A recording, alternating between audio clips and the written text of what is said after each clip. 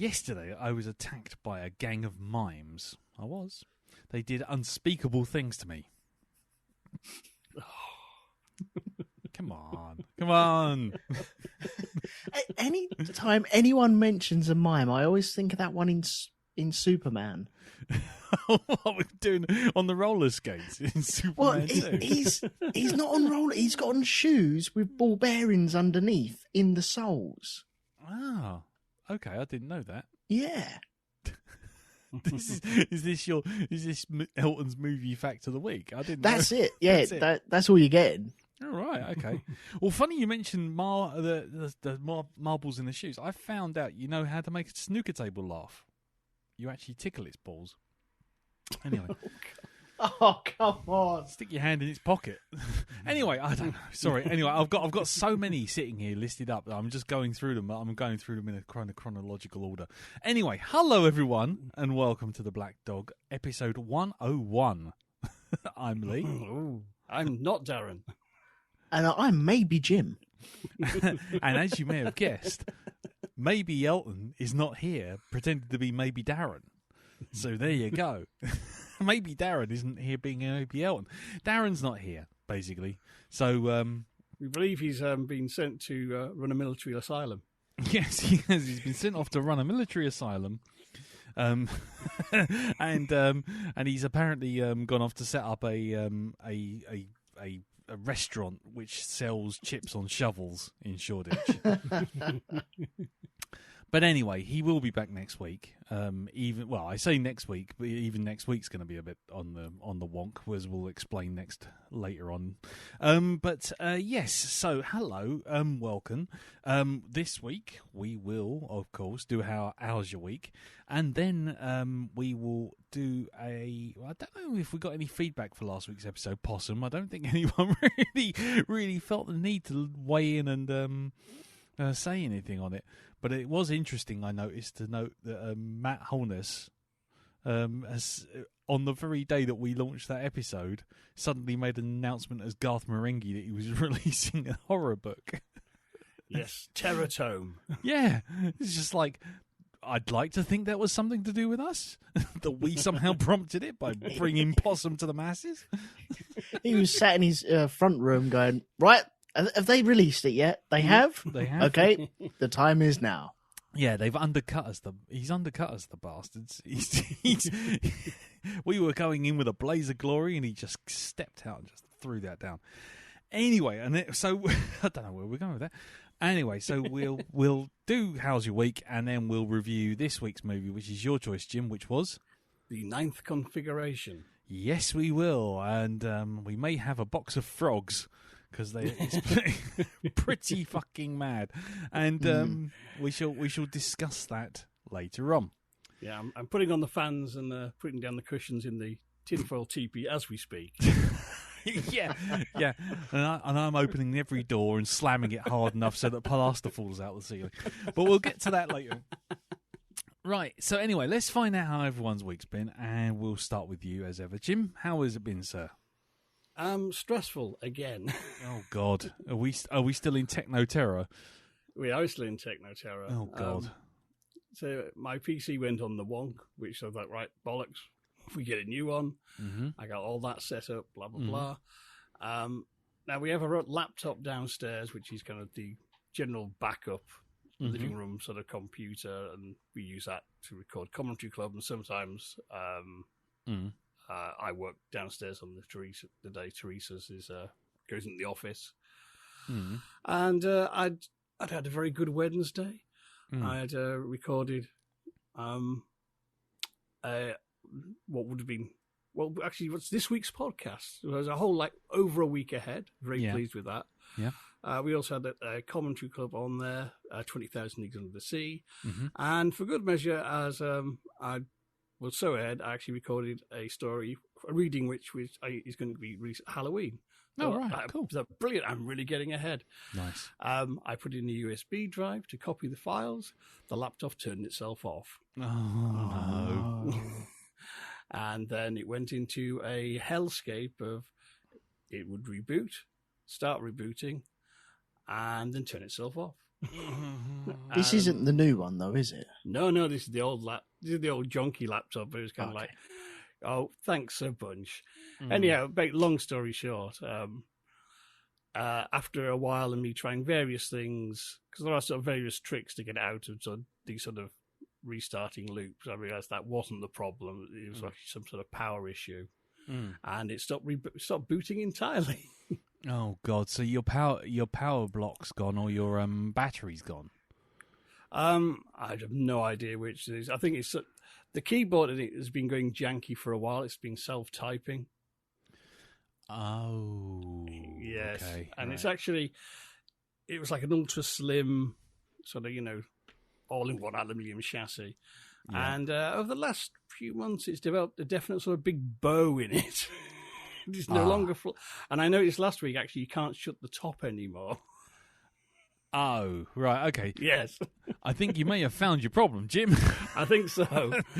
But so the listeners said, oh, God, right there. Because we I need a machine to record on. I need a backup machine. So, I'm going to buy a fucking new laptop. Oh, God. However, on the upside, that week, I had a dental appointment.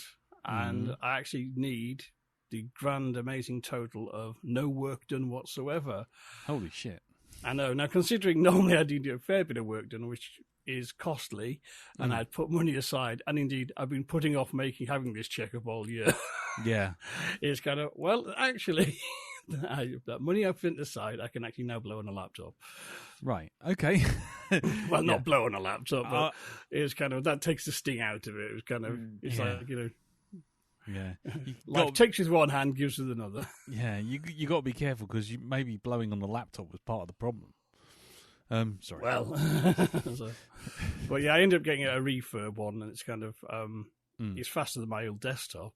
Oh right, okay. It's about I can't remember exactly 3 something hertz processor and 16 gig of RAM. I thought that'll do me nicely for £200, thank you.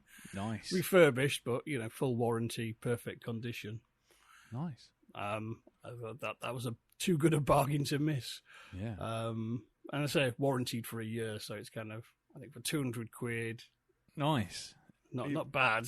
Considering if you wanted like 16 gig of RAM in my laptop, you're looking usually over £600. Because most of them only have 4. Yeah, that's right. And you have to go over 500 to get 8. Yeah. So where did you get that from then? From Amazon. Oh, right. Okay. It was from Amazon's own refurbishment. So cool. I thought, it's easy returns if anything fucks up. They have a no quibble policy. So nice. And it's warranty for a year. I thought, that works out a couple of quid a week. You know what I mean? Yeah, that should be all right. Can't really argue with that, can you? Well, even if you buy a new laptop, you get 2 years out of them. You've done well. Yeah. That is the nature of laptops. So. Yeah. Okay. So I didn't want to spend a fuck ton on it anyway, but I thought that was a very good, timely deal I just happened to find. Yeah.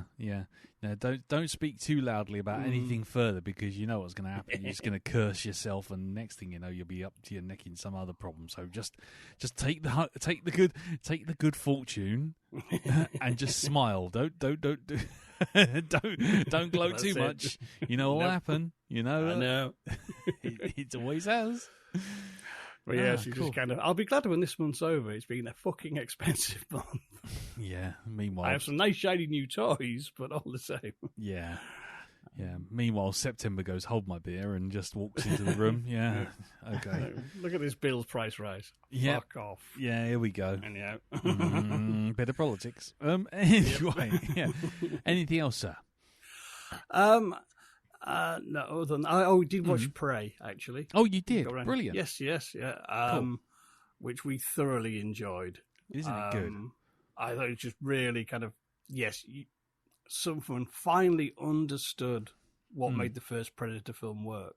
And basically, for me, it kind of boiled down to the fact that predators are supposed to be kind of the honourable hunters, you know what I mean? Kind of, yeah. But what you see in the first one is, that's a bit of a facade. Because they're terrible, dirty cheats, really. Yeah, a bit loosey-goosey with that rule, aren't they? Yeah, definitely. Very honourable when it suits them.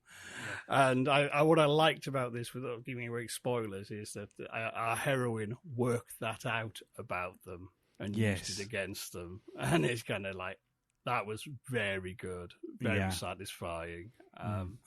And it was a film that looked fucking gorgeous, doesn't it? It's much better than it deserves to be, that film, in every way. Yeah, that's exactly what I said about halfway through, saying, I don't expect this level of cinematography in a Predator film. Yeah, and certainly not the sixth one in a series which has been steadily going downhill, to be honest. Absolutely. Yeah, it's kind of like, wow. Yeah, we thoroughly enjoyed that. It's kind of like, yeah. So it might be better than the first one. I'm not sure. Oh, them's fighting words. Them's is fighting words. Well, I think what it boils down to is in the way things work, a sequel can never be better than the original. Because it wasn't for the original, the sequel wouldn't exist. Yeah. End of. Yeah. The original breaks the ground that the other one is built on. You know what I mean? Yeah. But on a technical level and a level of cinematography, I think it is better.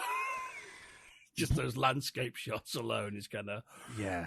The first Predator's good, but this was kind of like some, David Lean shit going on. Yeah, there was...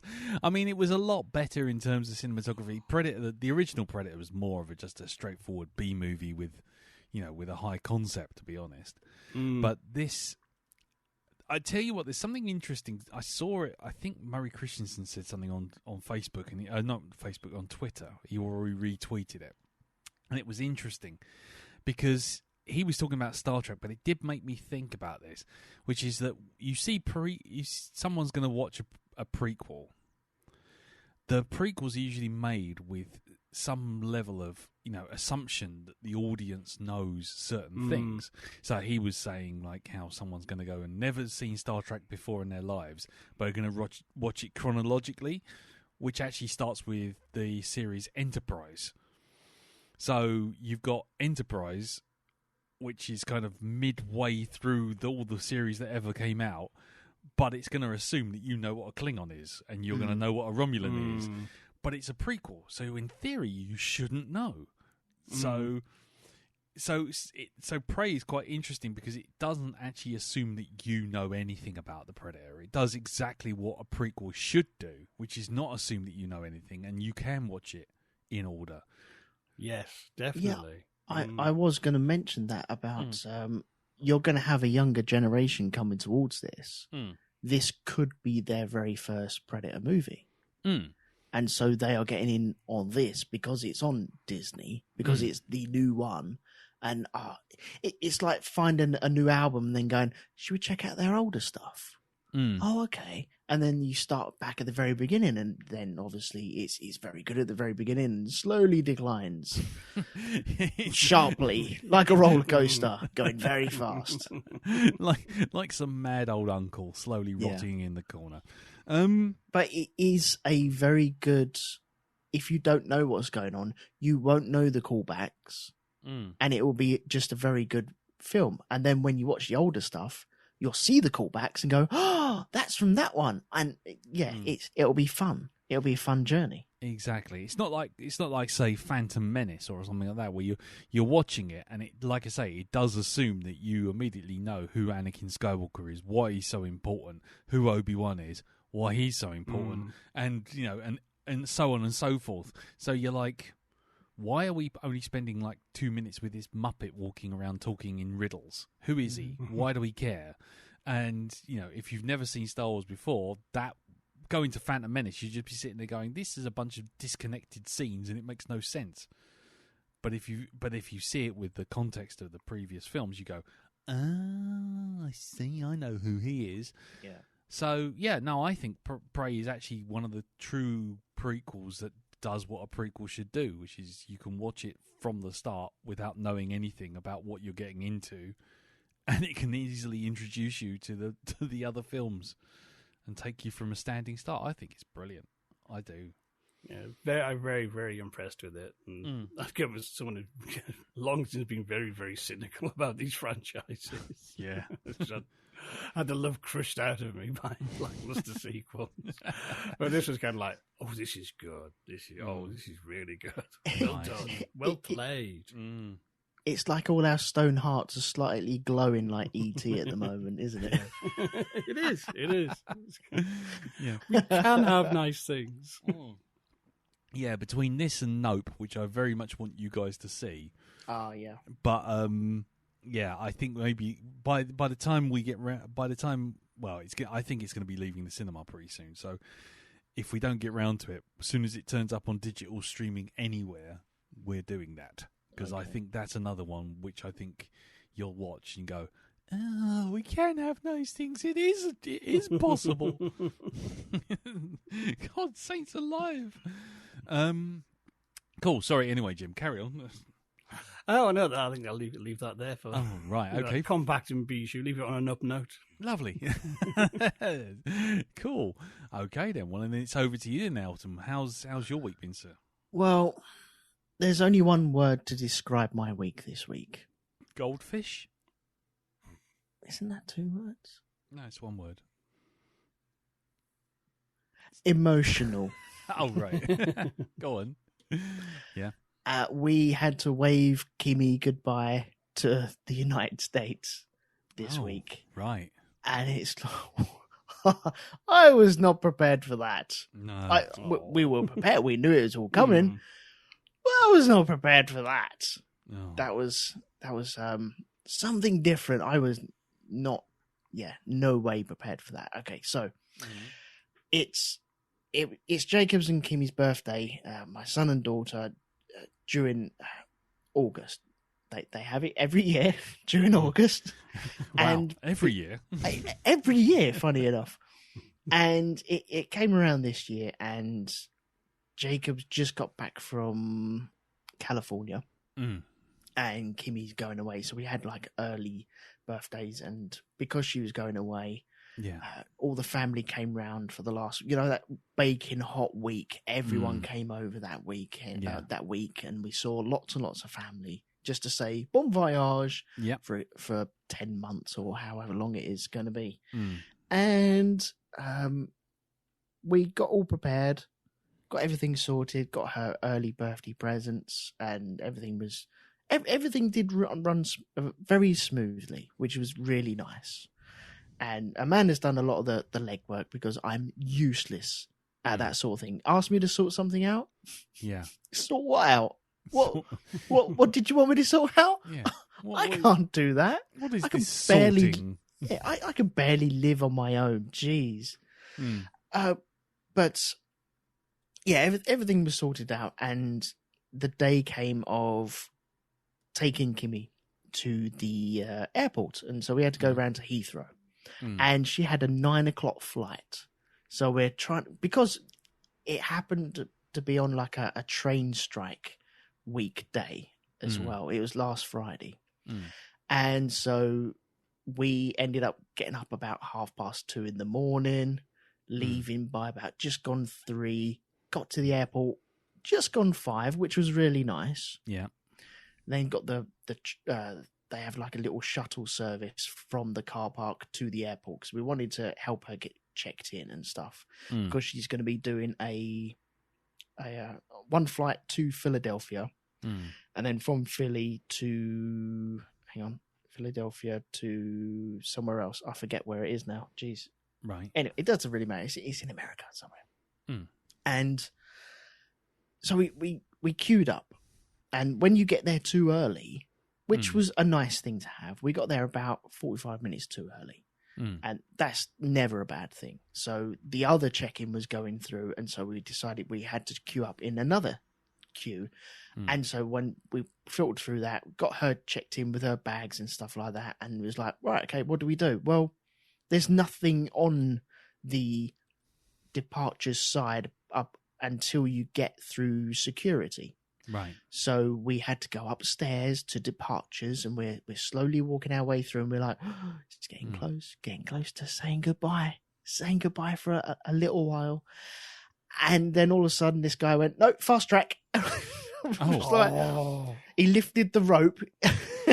Shot us straight through.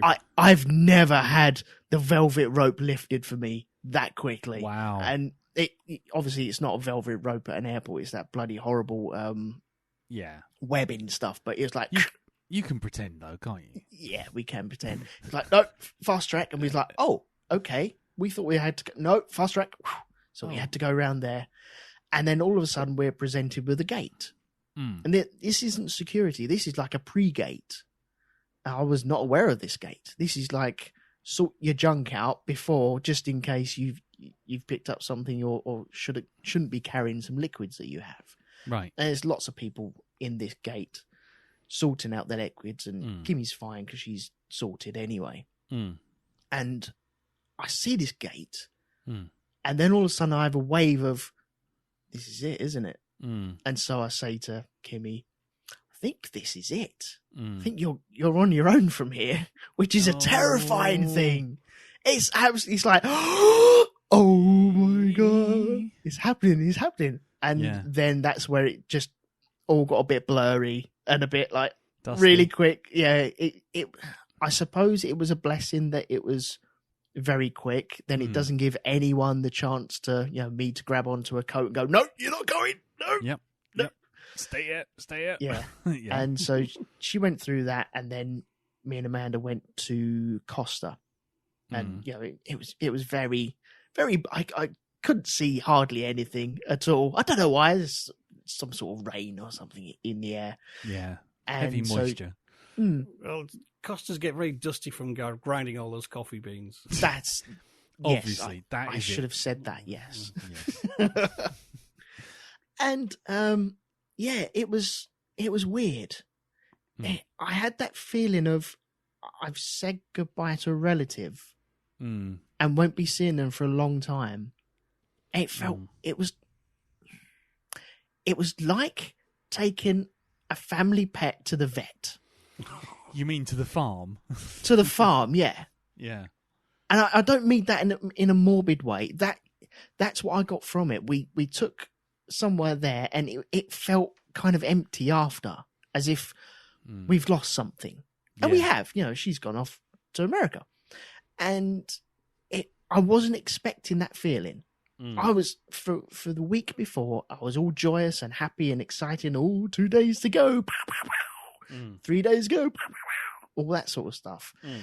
And it got to that moment, and then once she was through, thank goodness for modern technology, because we could sit in Costa and text her and say, are you through security? Yeah, I'm through. I'm in WH Smith's picking books and drinks of water and stuff like that. It's like, oh, okay, fine. Yeah. We've been forgotten already, haven't we? Yeah, definitely. That's the sort of thing I'm facing with Katie going to college. She's going to university in about 2 weeks or 2.5 weeks. So it's just going to be the same sort of thing of everything suddenly being like, oh, you okay, and it's just be like, yeah, I'm doing something else. Go away, Dad. Yep. I'm fully expecting that. Yeah. Yeah, this was very weird, and it was a really long day, really fucking tremendously long day, because I had to go straight to work after that as well. Yeah. And I remember pulling over on my way to work, because I knew around about the sort of time that she'd be actually taking off, and I got one of them apps where you can see the flight taking off, and I was like, so I just sat in a lay-by just watching her plane take off. Not crying one little bit. I was very strong. I can bend metal, You was a big brave boy. I was very, very brave. And yeah, that was a moment I was not expecting, that one little bit. But there you go. Turns out I'm a massive softie.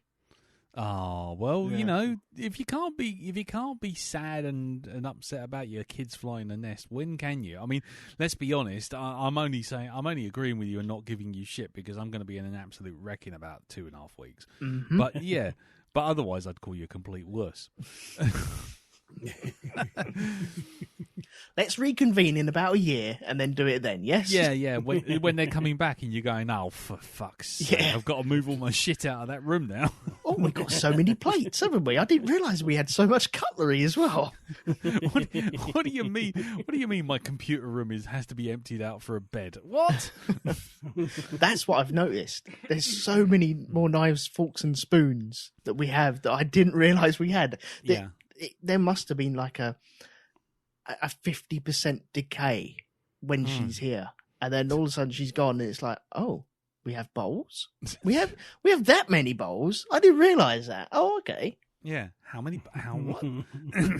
Yeah. I do that occasionally. I go up in Katie's room to say hello or good night or whatever, only to find I'm sort of stepping over what seems to be a minefield of plates, forks, spoons, knives.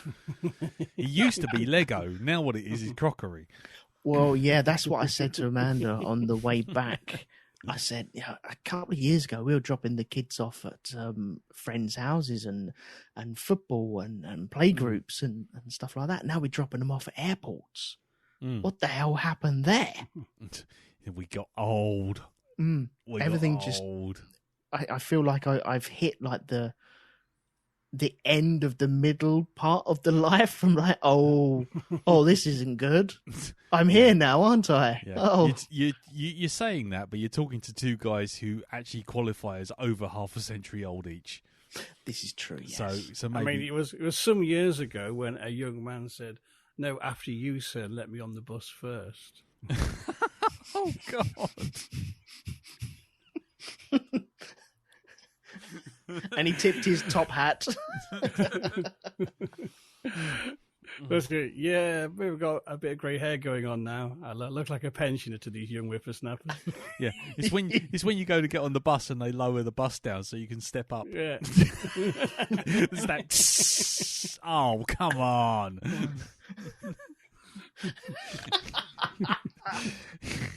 It's the chorus of our people, isn't it? That's what it is. Yeah. It used to be the tss of coffee machines, and now it's the shh of the pneumatics on the bus. It's like lower so you can step up because we're sad old fucks. It's the worst bit. The worst bit is always the one thing that I always used to hate when I used to commute in on a bus. Which is the older people with bus passes, and they couldn't use them until after 9:30. And I used to call them the twirlies because they'd get up and the bus would pull up and they go, "Oh, my twirly, am I too early?" The minute a single one of us says that, tell us, and I'll humanely put one of us out of our misery and put you on a compost heap with a rhubarb. We all know who it will be. We all know who it'll be, and he's not here. He's just, in fact, we've taken him out to put him on a farm. He's gone to the farm. He's going to be very happy there. Oh dear, age. I mean, when we started this podcast, I was in my 30s. That's all I'm saying. That's all. I know. I was in my 20s when I started podcasting. Jeez. Oh, fuck. Don't. Okay. We're all old. Yeah, we're old. You old. That's it. My knees sound like these springs on my microphone stands. My knees sound like that guy from the film we're about to review with the packet of crisps in his pocket. I've broken my twirlies. I've broken my twirlies. Anyway, right. Anything else, sir? Anything else? No, just no. That's another thing. Because I'm not a youth, as it were, not part of the youth today. Yeah. What apps are your daughters using? Is it Be Real? Oh God, yes. Are they using that? Good Lord. what you mean? The stop the world for 2.5 seconds and look interesting because everyone on your social network has gone ping. Yep. Oh my giddy So, fucking aunt. Jim, have you heard of this? No, I'm blissfully unaware. Oh no! Until now. Please stay like that. No, until now. We shall make you aware. We shall bring you up to date, kicking and screaming into the 21st century, Grandad. Get with the program. Because I was sat on the sofa today, and I have the Instagrams and the Twitters and the face group and the Facebooks. Okay, the face groups. The face groups, yes. Yeah. and the GeoCities. And Jacob's girlfriend's over here at the moment and staying over here, and we're all sat on the sofas eating our dinners, and something went ping, and I think Amanda, Jacob, and Maddie checked the phone. I think that's what happened. Or Maddie checked the phone, and she went, "Oh yeah, Kimmy has just had chicken fillet over there. I think it was." Over in America, and I haven't seen this. I don't get this. And where did you see that on? Oh, on B Reel. I was like, oh, because I downloaded it, and he was like, oh, take a photo. I was like, no, no, I'm all right, but you can't see anything. And it's one of these apps where you upload a photo of what you're doing in that moment. Yeah, and you can't see anyone else's photos until you post your photo. That's right. Which is some sort of weird... If that's not being used as an algorithm tracking system, I really don't know what is. Of course it is. Come on. Yeah, just so you know, Jim, it pings at any random time, day or night. It'll just ping. Everyone has to take a photo, but the other thing it does is it uses the front and the back camera simultaneously. That's where I drew the line. And so what it does is it takes a photograph out and a selfie. So it's like what you're doing and what you're seeing. And that was the bit where I was kind of like, you what? And so there's Katie. I mean, I'll get to my week, but Katie's standing there in a bloody bear enclosure and taking a photograph of herself and a 12-foot long brown bear. Like, fair enough. I think I'd have other problems on my mind, but you go for it. But it's just an insidious pile of shit. It really is. I didn't realise it did that up until I had it, and it kept pinging. I was like, for fuck's sake, it's already annoying me. I've had it on the phone 12 minutes, and I'm like, I'm not going to get on with this, am I? And so I thought, I'll take a photo of the dog. And so I was sat on the sofa, and the dog was in front of me, and I thought, I'm leaning over, and I've got this gurning face on, and I take a photo of the dog, and then I look at the picture. I'm like, that's me in selfie. No, that's not going anywhere. No, okay, immediately deleted that. That is, no, I'm all right. Thank you very much. Yeah. It's that moment when I can only imagine someone suddenly going, "Oh yeah, let's try this Be Real thing," sitting on the toilet, and then suddenly it's like it goes ping, and you're like, okay, and you got 2 minutes to take a photograph. You take a photograph, and next thing you see is like as you staring up your nose and a picture of your knees with a fucking pair of pants around the ankles. It's just, it's like no, you can't be doing that. No. Just no. It's too far. I'm far too old for that shit. Yeah. So there you go, Jim. You don't need to be ignorant anymore. Be real, man. Well, I won't be installing that. No, I don't think anyone in their right mind should, frankly. And if anyone does, and they're listening to us right now, and they do it, fair play to you. What's it like being 16? Jeez. I was going to say, what's it like being 16, and what the hell are you listening to us for? But anyway, no, Katie does it a lot, and her friends do it, and now I've just taken to basically embarrassing the fuck out of her. So as soon as I hear it make that ping noise, and she sort of lifts her phone up to do one of those kind of V signs or kind of like smileys kind of sort of thing, suddenly there's me standing behind her looking like I'm picking my nose or scratching my arse or sort of just standing there looking like I'm sort of trying to put up a put up a shelf with a shoe or something like that. I'm just, it's just No. yeah. And she's sitting there, Dad, oh, you've ruined it now. And it's like a photograph of me standing in front of a telly and my arse crack hanging out, anything like that. Yeah. So there you go. I'm fully up for just totally and utterly fucking that up. But yeah, it won't be my problem anymore pretty soon because she'll be off down to university and then I won't be able to do it. Oh, yeah. My only regret is I can't see the photos, and unless I suppose I could tap Jacob and whoever up for the photos. Oh, what? Kimmy's photos? Yeah. Not Katie's photos. I don't think they're friends with Katie. No. Kimmy's photos. I don't think you want to photograph my arse as I'm trying to tune a telly in or something. Hang on, that looks familiar. Yeah, I've seen that on an OnlyFans page. Hold on. Enhance, zoom. There's a tattoo of a small black dog on his arse. It's him. J'accuse. Who knew? Anyway.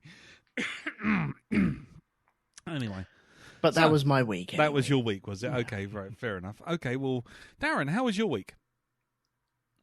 Brilliant. Anyway, my week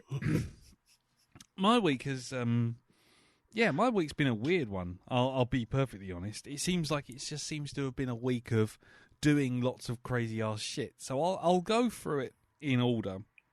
I get the feeling you've had a very avant-garde week. Avant-garde is a good word for it. I don't know if it's the right word, but it's a good word. It started off with Katie had an experience booked about a year ago, and then lockdown and everything else happened, and it was for her birthday, and they finally moved it, and we went to this thing, and it was essentially to go like a zoo experience, feeding the bears. 2 brown bears at this sanctuary, and steady, and is BJ there? Yeah. There you go. Oh, that was far too quick. That's what she said. That's what she said. Anyway, yeah, no, and it was good. We got to go around this zoo sort of like really super early, and she went in there, and we didn't get to go and see the bears as much as she did, and got right up close to these bloody things, and literally they are when they stand up on their hind legs properly tall, they're about 12 foot. So it's like the Revenant sort of situation. And she actually sat there and fed them through this sort of mesh. Dog treats and bananas and grapes Leonardo and fish. DiCaprio. And Leonardo DiCaprio. Pictures of Leo's face. And that was quite an experience, I'll be honest with you, because it was just like, oh my good Lord, is this entirely safe? I mean, the paws were like as big as her head, and they're putting the paws up against the fence and like shaking the fence and standing up, and she's putting this stuff through the fence at these things. But no, it was pretty impressive. So that was pretty cool. We didn't really hang around much long after that. We sort of just did a loop of this zoo. It's like a little sort of refuge for rescued animals. So these 2 bears were actually going to be hunted. They were being bred to be hunted in like Czechoslovakia or something by a bunch of arseholes. Oh, really? And they got rescued, and they're actually quite small for their age. So they're all trying to put the food on. They don't hibernate or anything like that. So they're going through psychotherapy as well to get them into hibernation. Yeah, don't ask. I didn't. I was like, how do you psychoanalyze a brown bear into sleeping? What do you do? Hypnotherapy? What do you do with that? So there Picnics, I believe. Picnic baskets, because they are smarter than the average bear. Actually, I can't say that anymore. Warner Brothers had probably deleted it. Anyway, yeah. The other thing, then the next day, I went to the Tate Modern, to see a well, how can I put it? An exhibition by this artist who works with mirrors, and it's the most. Well, it was amazing to watch and amazing to be part of, but it's a very weird thing. It's a very weird thing. Her name is Yaoi Kasuma, and she does these things called infinity rooms. So you walk in and you go around and there's some information about her as an artist and all this sort of thing. And then you line up for like one of two rooms. And the first room you walk into is completely black, all mirrors everywhere, on every surface. And then right in the middle, in this glass tube, is a chandelier that sort of blinks on. And when it blinks on, it's like you're in the heart of the TARDIS. It's like I can see 1,000 different reflections of me plus this chandelier, and it's just like, oh, Jesus Christ, my mind. I'm just, wow, I don't know what I'm looking at here. And they only let you in there for like 2 or 3 minutes, and then they sort of say, right, come on, out. And because even the door walking in, the door is mirrored as well, so you can't even find your way out. You're like, what? Where the fucking hell am I? So that's quite cool. But the second room, Bruce Lee wasn't in there, was he? Well, Game of Death did come to my mind. It was kind of what Enter the Dragon. It was just like, oh my god, what's going on here? But the second room is the big one. It's this room where basically you're walking through on a little tiny path, and they actually have to explain to you how the path goes. The path is like black mirrored marble, and on either side of the path is this ultra still mirrored water, and then all the surfaces around you are mirrored, and then hanging down sort of at various heights are these little tiny LEDs on black strings. So it's literally like walking into space. And you walk in and all these lights come up and go down and come up and go down. It's completely silent. And then all of a sudden the lights just go off. And you're like, oh, good Lord, I can't see anything because there's no light bouncing from anywhere. And it was like, it was an amazing thing to watch. I mean, I tried to take photographs of it, but there's no way to kind of capture what you're looking at, really. It's really bizarre. I wanted to go in there on my own, but every time I went in there, it's like there's a queue of about 20 people to get in. It's like, fuck off. I want to go in when there's nobody around.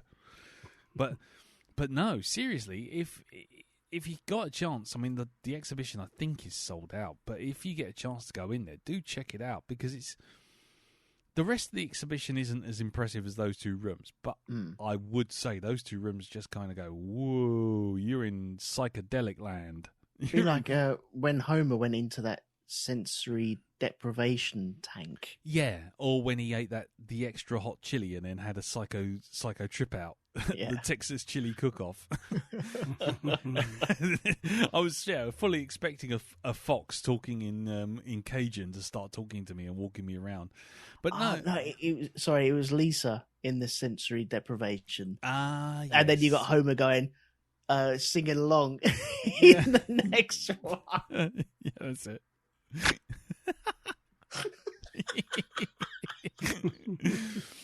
So yeah. So that was a thing. And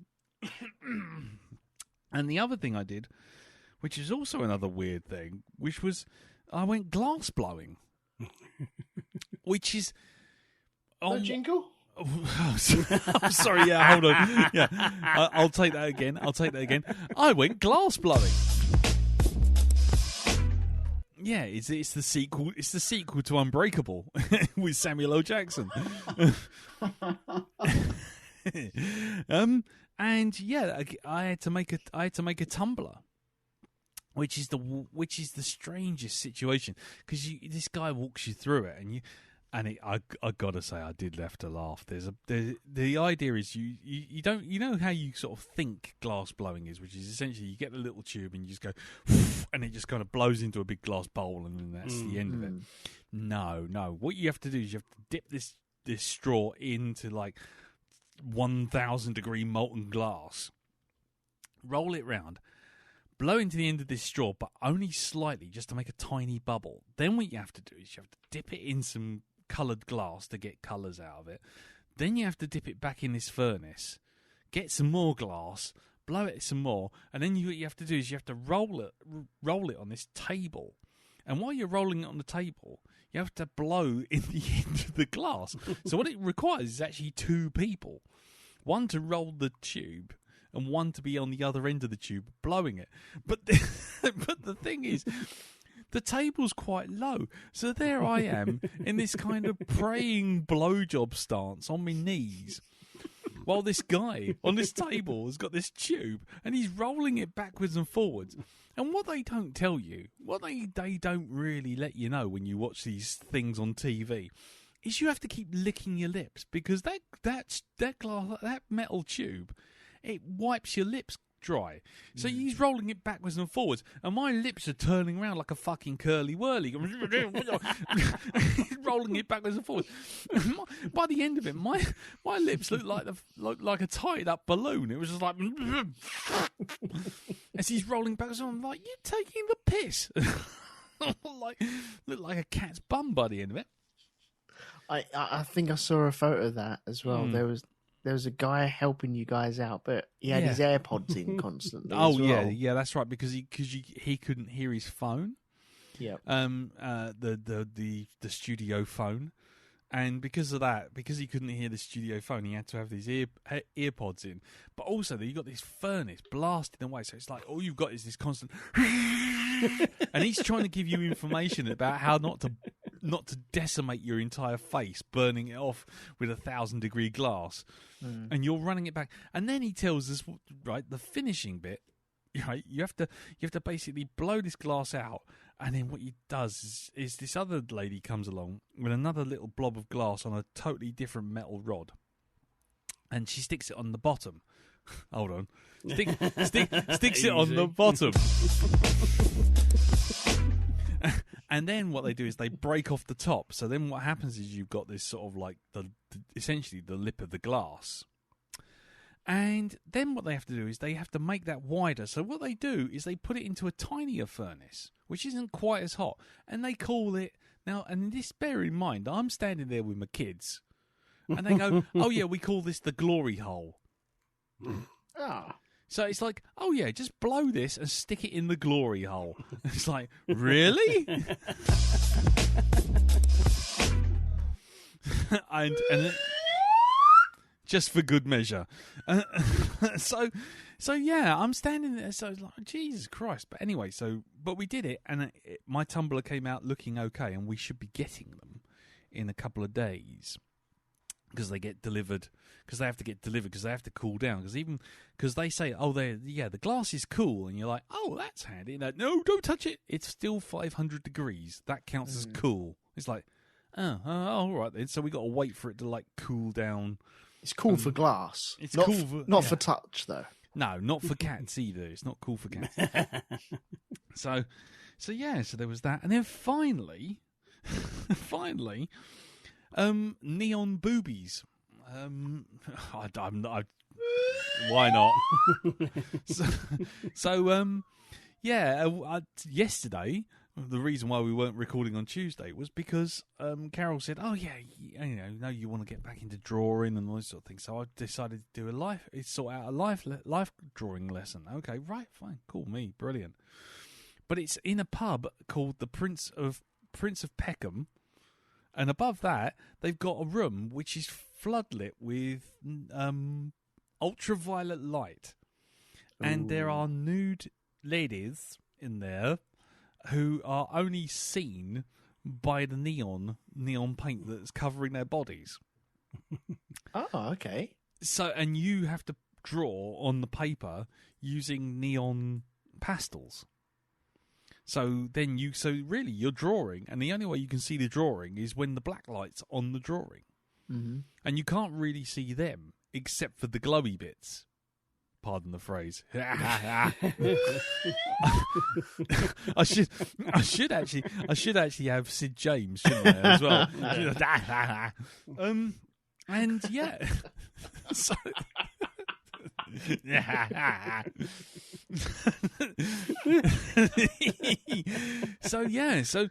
So I had to do what we did. We were sort of taken through sort of drawing in different styles. Oh, you had to draw boobies, didn't you? Well, it was drawing figures. It was drawing figures. So it was how the ladies were laid out in front of us. Sorry, I haven't got a Sid James jingle. I need a Sid James jingle. And and then what happened was right at the very end. There's about 20 people in this thing, and at the very end, you take your best pictures because you've done like 5 or 10. And they say, right, okay, take your 2 best pictures and lay them on the floor. We'll zap proper UV light on them so we can have a gallery of UV pictures. And then one of the ladies, who was by this point now dressed and so only visible by some sort of like Blade Runner style sort of green line across her eyes, comes over and she goes, "Oh, that's really good." One of the ones I did, and she goes, "Oh, that's really good." I'm like, "Oh, right. Thank you." And Carol's like, yeah, he's, and then another, she goes, "You really did my boobies justice." Thank you, I think. I mean, could you feel Carol looking at you at that point? Well, it was like the Predator thing, wasn't it? It's like 3 red dots on the side of her head. Suddenly there's an arrow chasing me around the room. But yeah, no. So I'm now Lee Metcalf booby artist. That's all I can say, really. I mean, I don't take these gifts lightly. I get given them. People just say, "This is what you are," and yep, I'll take that. Yep. So Lee Metcalf booby artist. That's my job. That's my title. I'm going to put it on my business card. So there you go. So nice. Quite the week. Unsurprisingly, I have not watched a lot of anything apart from this week's movie. Haven't had time to fit it in, have you? No, not really.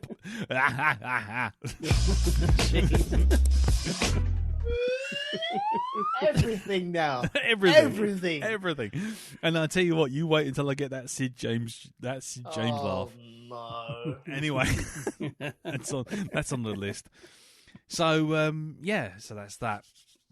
The only other thing I was going to say before we move on to the episode, to the review, we haven't got any feedback. We do have a couple of people who've mentioned some stuff on the banner on the Facebook group, which was, a couple of people sort of saying, "Oh yeah, great." I think we had Wayne Talbot of the Irish Pubcast, who actually said, and I quote, he said, desperately trying to find the quote because he was talking about it and now he's lost it.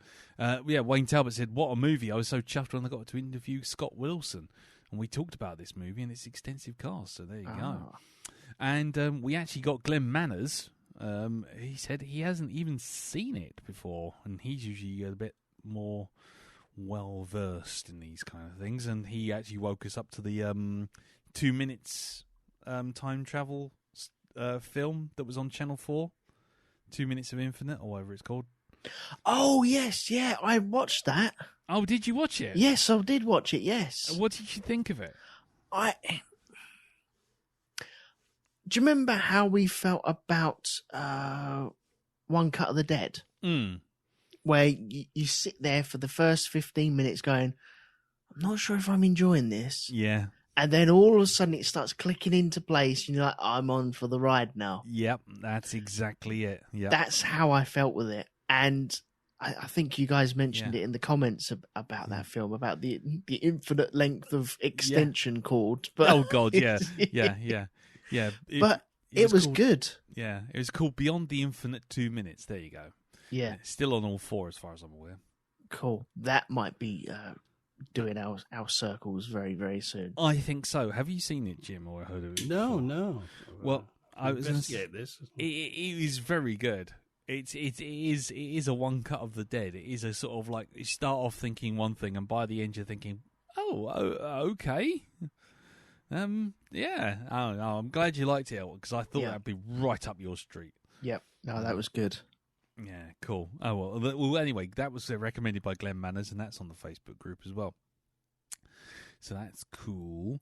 Yeah, the only other thing I was going to mention was a couple of weeks back we mentioned that a few people were asking about the old version 1 jingles and musical intros and interludes that we did, and were wondering where it was. I have uploaded it again. I have found them all, or the most of them. There's only one that's missing, which is the Hammer of Thor, which was the Hammer to Fall by Queen. I can't find that. If I can find it, I'll upload it. But if you want it, if you are into that thing for bizarre reasons that I just don't understand, then go onto the Facebook group, and there is a permanent link at the top now for downloading music and jingles from version 1. You won't be able to miss it because it's got a black and white picture of 2 people with their fingers in their ears. So there you go. There you go. So just follow the link. It'll take you to a zip file and download it. And as ever, the legalese is that these were parodies, and they were no offence was intended, and no copyright infringement was intended. And if you're offended by the content, what the fuck are you downloading it for? You're just looking for a reason to be upset, in which case, fuck off. So there you go. Yeah, don't play it at children's parties. Whatever you do, don't play none of those at children's parties. Anyway, so there you go. So just so you know, go to the Facebook group, which is facebook.com/groups/The Black Dog Podcast, and you'll see the link at the very top. Right, that's it. Our weeks, and as ever, nature abhors a vacuum, and it's still taking us an hour. Darren wasn't even here, and we got it in always the way. Always the way. It could just be me on my own and still fill an hour. I don't know why. It just does. Anyway, let's take a break, run the jingle, and then when we are back, we will be looking into the 9th configuration. Roll the jingle.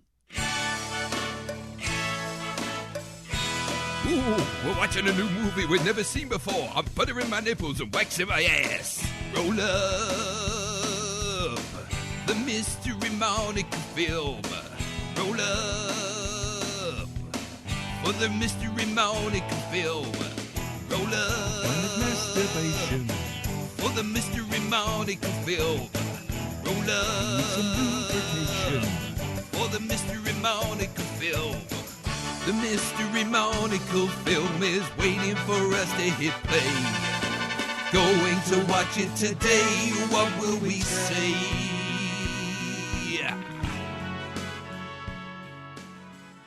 Right, so 9th configuration, also known as Twinkle Twinkle Killer Kane, is a 1980s American psychological drama film written and produced and directed by William Peter Blatty in his directorial debut. If the name sounds familiar, it's because William Peter Blatty also wrote The Exorcist.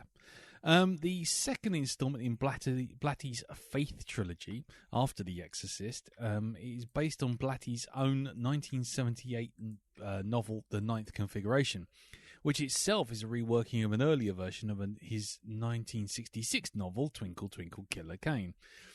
Initially published in 1966, the novel features an exclamation mark at the end of the title, while subsequent publications saw it removed. Thanks, Wikipedia.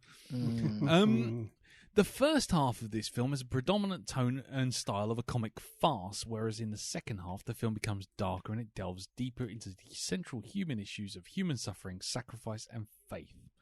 It stars Stacy Keach, Scott Wilson, Jason Miller and Ed Flanders. Not Ned Flanders. Yeah, stupid Flanders. Ed Flanders, not Ned Flanders. Oh, and yeah, and is it Robert Loggia? Logia? I can never pronounce it. Anyway, yes, it had a budget of 2.5 million, and there is absolutely no information on how much it made at the box office, which I think has been said it didn't do very well. And I've got to be honest with you, I saw this film years ago. So I have no other information on this. But let's go round the table. There's tons of information on the wiki, though. It seems like one of those cult movies that you get people who are very, very into it. Mm-hmm. But anyway, So let's go around the table. Jim, you picked it, so you'll go last. And so what we'll do is we'll go to you, Elton. What did you think of the 9th configuration? Wow. Okay. This is my very first time watching this film, actually hearing of this film as well. And I did take 2 runs at this. Okay. When I say 2 runs, I watched it twice, sorry. And wow. This is a film I think I'm going to get more and more out of each time I watch it. I don't think I got half the information that I needed to get from this. I understood it, but it took a bit of diving and poking around to actually work it out. Yeah. But I really enjoyed it. Yeah?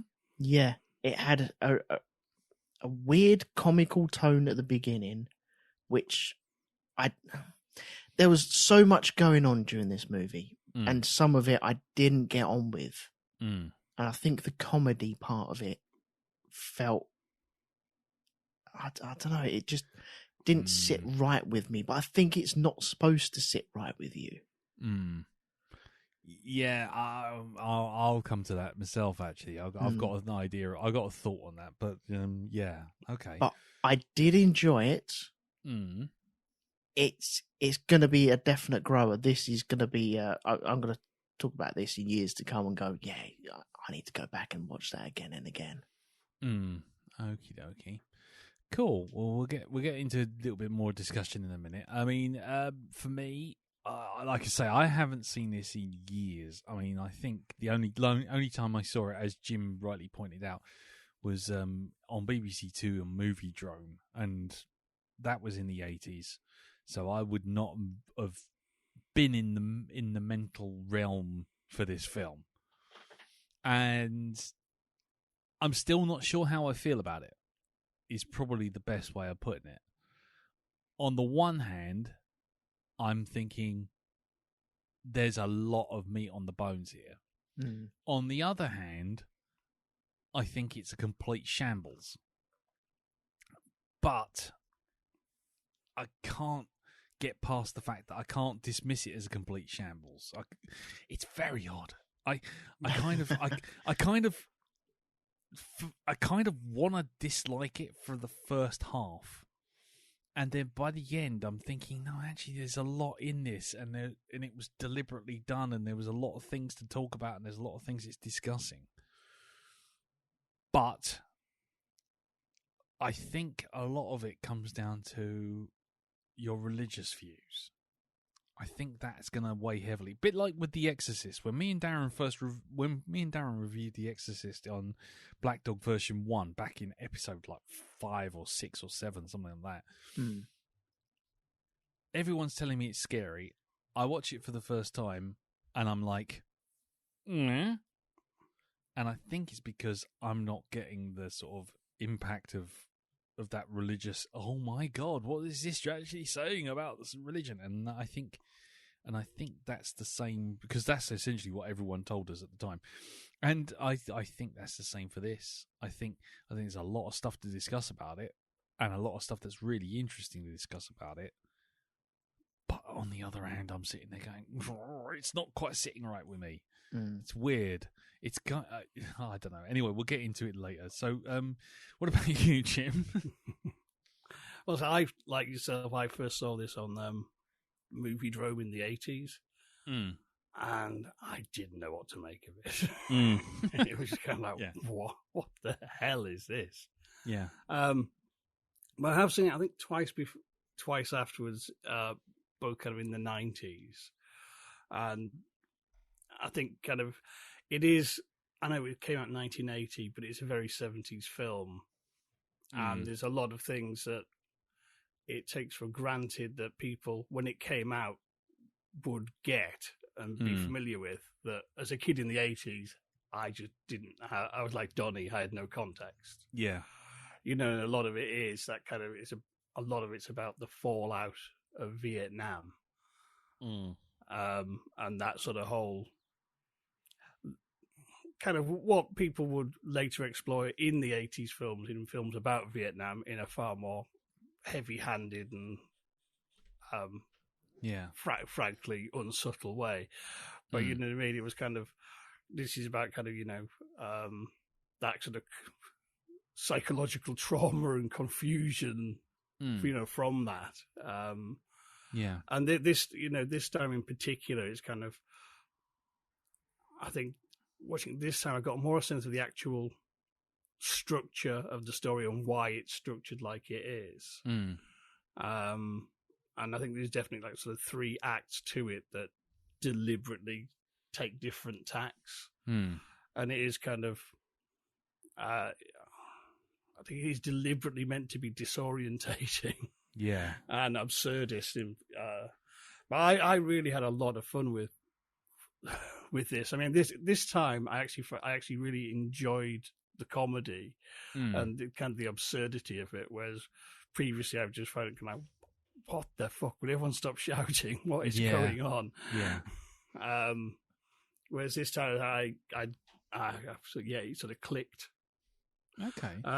So I think I said there's some very, very interesting things in it. But I think also, I'll mention as well, William Peter Blatty, before he wrote The Exorcist, was known as a comedy writer. And in fact, he wrote Shot in the Dark, the second Pink Panther film. which is one of those facts that's been completely eclipsed by The Exorcist. But that kind of, it sort of did tickle me to remember that, and particularly like some of the slapstick, definitely. I can definitely believe that. In the first act, there's bits where it is kind of, it's almost like Looney Tunes in One Flew Over the Cuckoo's Nest. And also the other thing that reminded me of very strongly is a film I hadn't seen when I first saw it was Catch-22.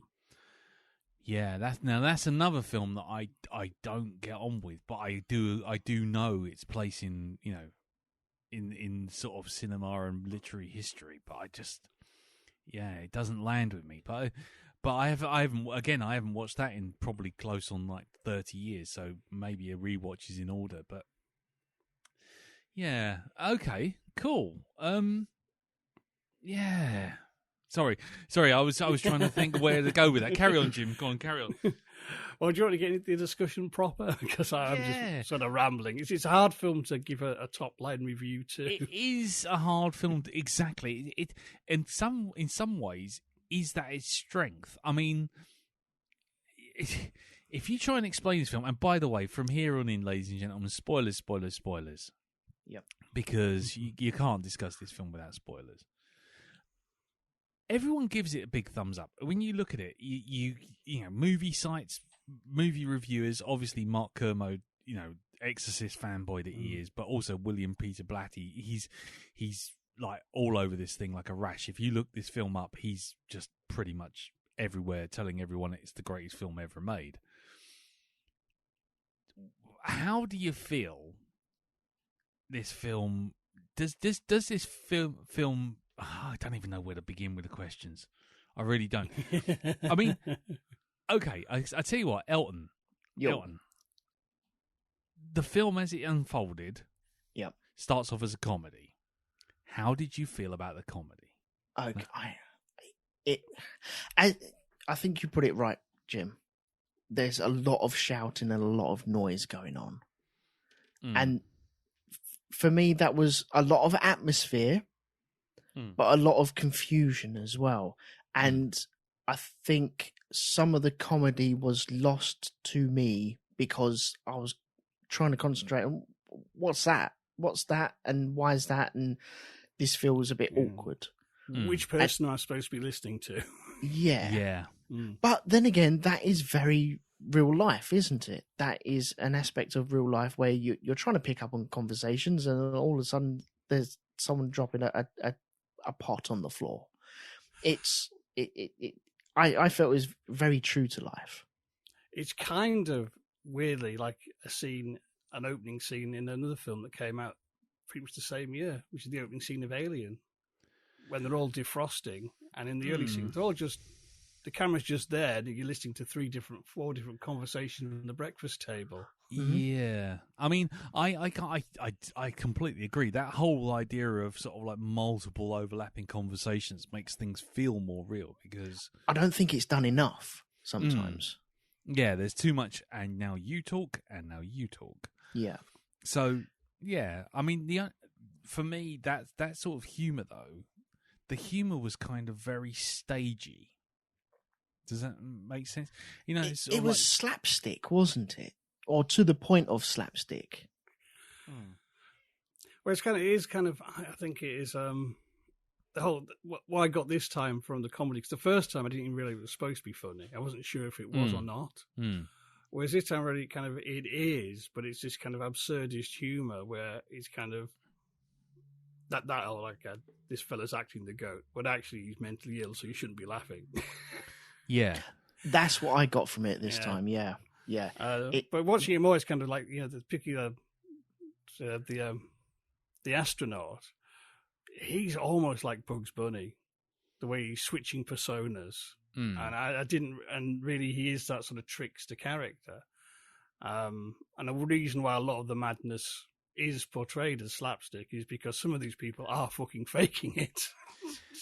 Well, that was going to be my next thing. It was some of it was so staged that it was only when you get that sort of moment where they sort of say to Kane that you're there to work out if these people are even faking it, and then suddenly you're like, oh, hang on, yeah, this all feels a bit too over the top.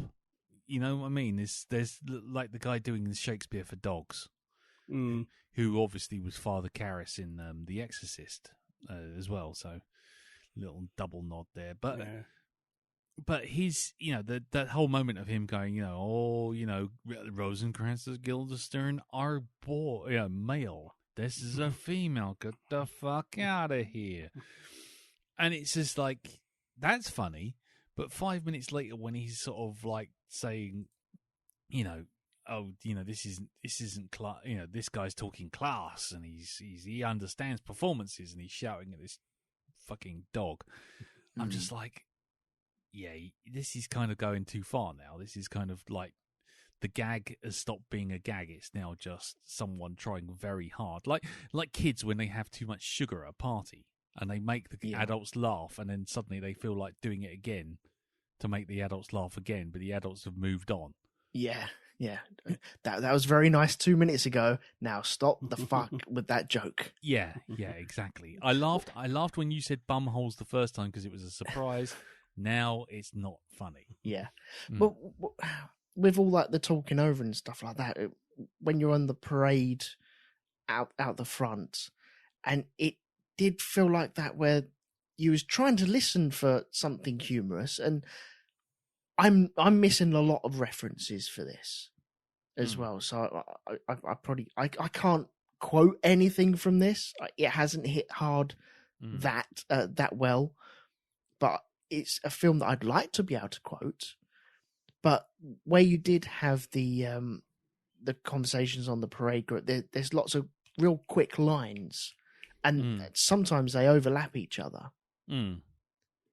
But just by fractions, but you're concentrating on one, and then all of a sudden there's another one right in front of you. You're like, well, hang on, what one do I look at? Oh, it's gone. And kind of lost. So I think with the freshly initiated to this movie, they won't get it. I think after time, you will hear the lines, you'll know the lines, you'll know what's going on, you'll know the changes as well. You'll be able to tell when the changes are coming along and grasp hold of that and enjoy it a lot more. But it is so much confusion and noise, and just noise for noise sake. It feels like that on the first watch. Is that how you took it, Jim? Because I mean, I have to say I agree that the idea is it's a big misdirect. That you're sitting there going, "What on earth? What am I supposed to be focusing on?" Well, I think it is deliberately disorientating because it is trying to give you the experience of kind of put you in Kane's position of this is what you've just walked into, and to a certain extent, kind of before Kane's arrived, to kind of the long-suffering sergeant and doctor who are trying to hold this place together.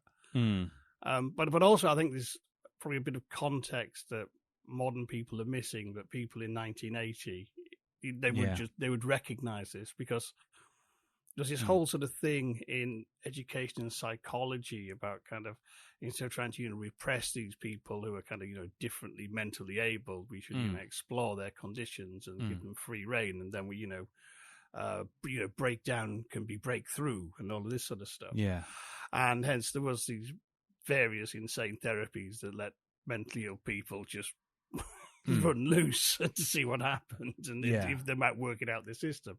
And it was also like mad schools as well, where children could just do what they like.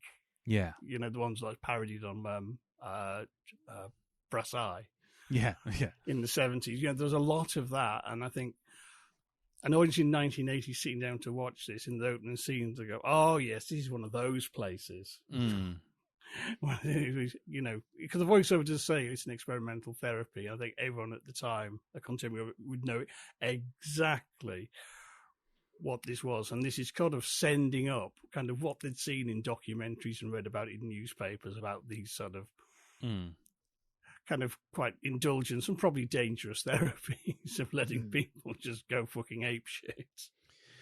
Well, I mean that was. I mean, I know we're focusing on the wrong bits really, because the main grist to the mill is the central thing of Kane himself and then what he believes and all that kind of stuff. But do you? This is probably me putting my tinfoil hat on.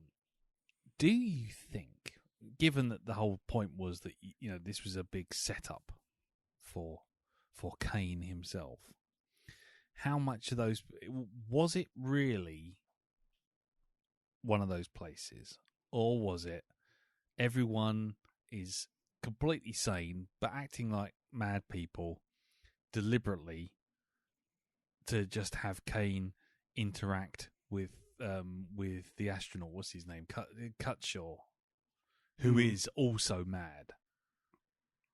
Do you think those are the only two insane people in that building? I say insane, but I say mentally challenged people. Actual patients. Actual patients. Yeah, there you go. Sorry, yeah. Do you because to me that was kind of like it almost felt like a weight that dropped on me, was that like suddenly realized, or thinking I realized, that one of the reasons why everyone else is sort of like sidelined with the occasional crazy comment and then kind of just pushed off to the side isn't just because Kane and Cutshaw are sort of like supposed to be patient and doctor, but also because those are the only two patients in that place, and the others are just there to create an environment for those two to meet. I'm not sure. I'm not sure if there are. I would like to think that there were more patients in there, but from my recollection of what I watched, it's to the point where Ed Flanders, Colonel Richard Fell, he turns around and kind of owns up to what's actually going on. Once you get the drop of, this has all been a ruse, you don't really tend to see many more people from the institution, do you? No. Right down to the fact that by the end of it, it's just the soldiers, the doctors, and the policemen, and that's it. And then when you get to the end, everyone else is completely gone. That's right, yeah. So that's the way it felt anyway. But that's what I'm saying. It's like, so really they didn't need to be there, is what I'm saying. They got cleared out once the job was done, if you know what I mean. So are you saying that there were no patients there? Except for Cutshaw and Kane. Because the Ed Flanders character is sort of never around, and except for when Kane is dealing with Cutshaw. Mm-hmm. And so I just wondered whether or not Jim, step in. Whether or not whether or not that was just all a big setup. it's just crazy enough. It might be true. I tend to think because in the kind of reveal scene, his brother, the real doctor, who has been in charge all along, does say, and the men were responding. So it's kind of, I think there is more than Cutshaw, right? Okay, there, but I suspect there might be a few plants. But also, you got that kind of weird thing. You got, some people they think are faking madness anyway, which is, kind of, it's like Hall of Mirrors of how far a double, triple, treble, quadruple agent sort of Sid's scenario. Oh God, yeah. Seems very elaborate just to find out two people kind of breaking into each other's minds. Well, no, I mean, wasn't the whole point that Kane had made this personality, which was essentially, Richard Fell?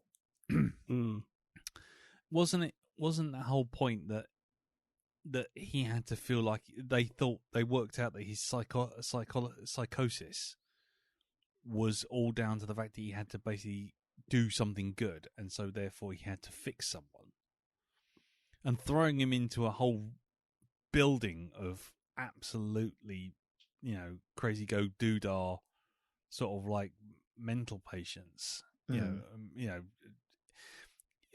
keep saying mental patients. I'm sure I'm offending someone. I'm very sorry if I am, but in patients, it seems like that's too scattershot.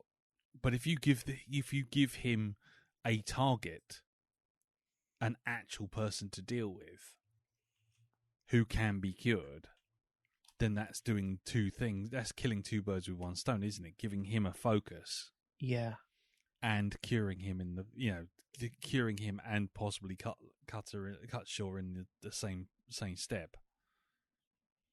That's why my brain was just going to that point anyway. But I wasn't even at that point watching this. I think because it was so noisy and so much was going on, I was trying to concentrate on the plot and trying to work out the plot, and all that other stuff will work its way out on subsequent watches.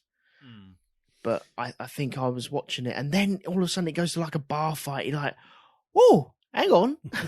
Yeah, a 1980s biker gang bar fight. Yeah. Not just any old bar fight. Heavy proper left turn. Heavy on the eye makeup. Oh, jeez. Guyliner, as we call it. Yeah, heavy on the guyliner. And, and that guy who always turns up as villains in 1980s movies. Was it Richard Lynch? Yes. Yeah. As soon as you see him, it's like, oh, right, okay. So you are now a villain. How do I know? It's because you're Richard Lynch. You're always a villain. I didn't recognise him whatsoever. Oh, he's the. You'd instantly recognise him. He's the guy who was at the bar, the second in command. Right. With a sort of really sharp nose and sharp features and eyes. He's always a bad guy. I've never seen him in anything where he's not a bad guy. Never. From Chuck Norris Invasion USA to all sorts of stuff. Anything that was on straight to VHS, Highlander TV shows, you name it. I'm looking. Oh, he was in Airwolf. Yeah. And the A-Team as well, and the Fall Guy. Man, Blue. He's done everything. Yeah. Yep. He's done A-Team. Hang on.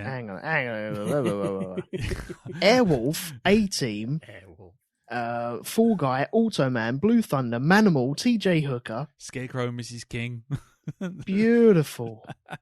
Yeah, he is like your definitive bad guy. Anyway, Manimal. Galactica 1980s. Charlie's Angels. Buck Rogers. Starsky and Hutch. Battlestar Galactica. Bionic Woman. He's been in it all. Streets of San Francisco. Anyway. But all the time he's the bad guy. Every single time. Anyway, I don't know where I was going with that. I just it did take a left turn into the bar fight. Sorry, carry on there. Yeah. Well, I'm trying to remember where I was now. I'm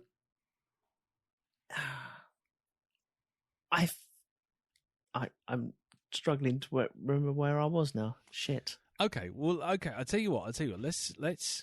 Let's skip past the humour, because knowing that Blatty wrote Shot in the Dark kind of explains a few of the gags, especially when Cutshaw walks in and keeps walking in and slamming the door so hard that the dust falls out the ceiling. That felt very, how can I say, very, very Inspector Clouseau. Sorry. With that, you have that moment with like the slamming of the door, but then really intricate, deep conversations between the two as well, don't you?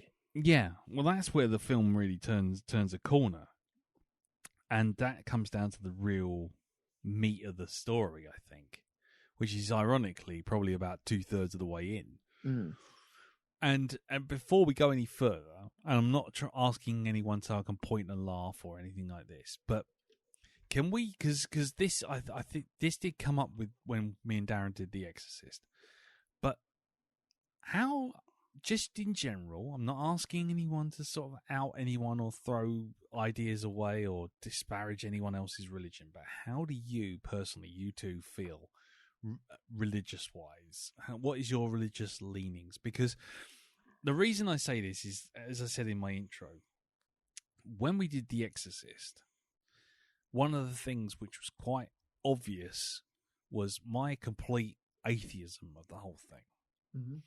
You know, I've just got absolutely 100% sort of like, you've got to show me something other than just telling me there's something there. I've got to see something.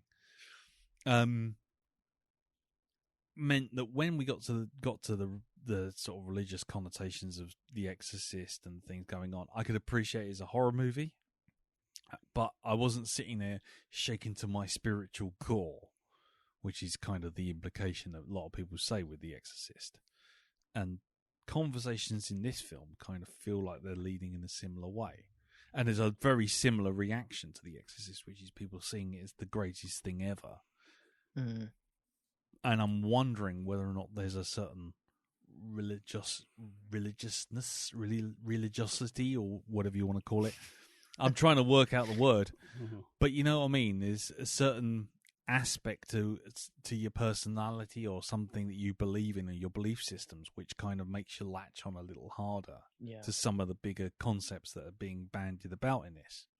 So I was just going to say, for a little bit of context, how do you personally feel? If you don't want to answer, that's perfectly fine. I'm not forcing anyone. I just wondered if maybe that'd give a bit of context to it.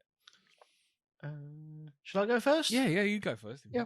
Okay, so I think I am agnostic. Mm. So I would say 70 atheist, 30 the other Believer. side. Yeah. I'm totally hedging my bets. That's all I'm doing. I'm hedging bets because I don't want to rock up and all of a sudden I'm in front of gates or burn in hell and be like, oh, okay. Well, you know, at least I got this in my pocket. So, yeah. I gave you the benefit of the doubt. Yeah. As you fall to hell. As I Elton, I'm the ghost of all your rhubarb failures. Yeah. Because Exorcist didn't scare me, but I think I watched it when it was released in the cinema. And I remember me and Amanda going and watching, and we walked out going, was that supposed to be the scariest film in the world? Because that was rubbish.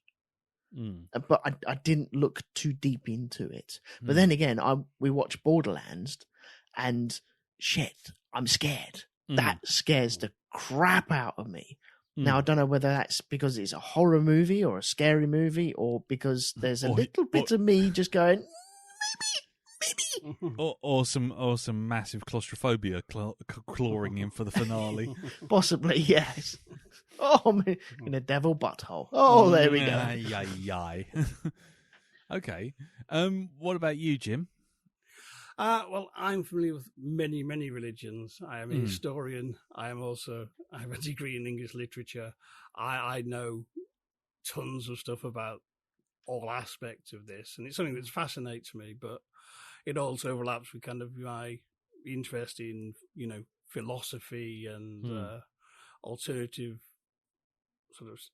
I'm very fascinated by belief systems and models of reality and models of the universe and all of this sort of stuff. It fascinates me. I've studied many of them over my years, but to sort of quote, what's his name? Completely. Han Solo. I've never seen in one's corner of the galaxy to the other, but I've never seen some all in power force. No, brother from Oh Brother We're Out There, George Clooney's line. I'm currently unaffiliated. Currently unaffiliated. I like that. Yeah. Yeah. But for me, it's kind of because I know so much of the history and the ins and outs and different things. It isn't just a believe or not believe thing to me. No, that's fair. It's something a lot more complicated, and people people have different. Everyone has belief systems, whether you're religious or not. Yes. That's the nature of reality and perceiving things, what we think is real. Yes. And it's a very much blurrier question than people are prepared to look into, I think. I tend to find. Yeah, for sure. And like for me, I see this film, I see The Exorcist is a lot about faith, but it's I think it's a film that it has a reputation of being the scariest film, but it's not sort of scary Halloween scary. I'd say it's a disturbing film. It's a film that gets under people's skin. Yeah. I think for a lot of people, it was kind of, my God, what was that? My daughter. Yeah. And can such things be? It's not going, boo! And now this film, say, Blatty sees as part of a trilogy. And I say this is a bit more, I'd say this is more of a philosophical film. It's like an existential crisis. Yeah. If you know what I mean. It's kind of... Oh, yeah. The astronaut and Kane, they're both suffering from what psychologists would call a crisis of meaning. Yes. Yeah, that's fair. I mean, yeah, I think that is it. It is a philosophy rather than just like, boo, oh, you're all going to hell or you're all going to heaven sort of thing. It's not quite the faith, as you mentioned. I mean, I don't want to go on about religion for me, but because really there isn't anything there. But I do take your point that you believe what you believe, and that is in itself an act of faith. So I'm not sort of like sitting there going, "Oh no, it's not." I'm completely immune to this sort of thing. But yeah, it is a lot of philosophy, and the existentialism, especially that finale with Cutshaw's sort of last sort of monologue, I think is a powerful statement about loneliness and about everything, isn't it? It's about mentally dealing with your own demise, I guess, and what is important to you. Well, listen, in Hogfather, Terry Pratchett has a brilliant line, because that is it is a comedy story about what if death takes over Santa Claus's job. Yeah. But there's a deeper level to it. It is about the nature of believing in things. And Death has this wonderful line saying, if you took the universe and ground it to its finest components, would you find one atom of mercy, one atom of justice? They don't exist, but it's important that they do. I'm paraphrasing horribly. No, that's pretty much it. Watching this film this time, I really flashed back to that idea that to function as sane beings, we need to believe in something. Yes, the nature of good and evil, and doing the right thing for the right reasons, and selflessness. But all these things, and Kane alludes to this. He said, they don't physically exist. We're just groups of atoms bumping into each other. Why? I mean, this is really. I think it's this. What I like about this film, what I like about this viewing of it, I think this viewing is really got the film the most. Because it kind of like, oh yes, I think I see the questions Blatty's batting around here. Yeah. And it is this point of kind of, it is the things you believe in to be human, and the things we all sort of believe in to keep us sane. Yeah, and to make sense to the world, I guess. And if you lose that, it's like a Jenga. Everything starts to fall apart. Yeah, well, it's almost like that thing that kind of gets mentioned now and again, the social contract. It's like there's no need for people to act in certain ways. There's no benefit to it other than just to allow society to continue to function by people just not being selfish dicks. I mean, yeah. I mean, how did you feel about the philosophy in it, Elton? Because I think that's where the real meat of this film is. It is, yeah, but I think it does take a couple of watches to really grasp hold of it. It's so deep in places, and I think that is the film's problem, where you have the slapstick stuff that goes along, and then you have the real deep, heavy monologues of talking about a guy. Well, what happens if he has syphilis or cholera or whatever it is, and jumps off the safety raft and into the sea for a selfless act? That surely that's looking after other people before oneself. And that's so heavy compared to what you've just seen. You've just seen a man go across on like a on a jetpack. On a jetpack. You're like, yeah, okay. I think I feel a bit twisted up here. Yeah. And to really take that on board and really understand it and digest it and work at it, I think you really need to work at once again, two people sat in a room having a conversation. Love them sort of movies. But when you have a juxtaposition of a man on a jetpack, it's really hard to dive in and take hold of that conversation. Yeah. It's almost like you don't know what to trust at that point. I mean, because I have to say that I started, by the end of the first half, I felt very much like I did when I went to see my first girlfriend. I took to see to the cinema, and the only thing on was Evil Dead 2. And I went romantic, you. Yeah, I know. At the time, I wasn't entirely sure it was a girlfriend-boyfriend situation, but she wanted to go and see it. So, but I went in to see it. So she's like 15 years older than you. She's like, right, okay, let's just go with me. That'll be fine. Oh, okay.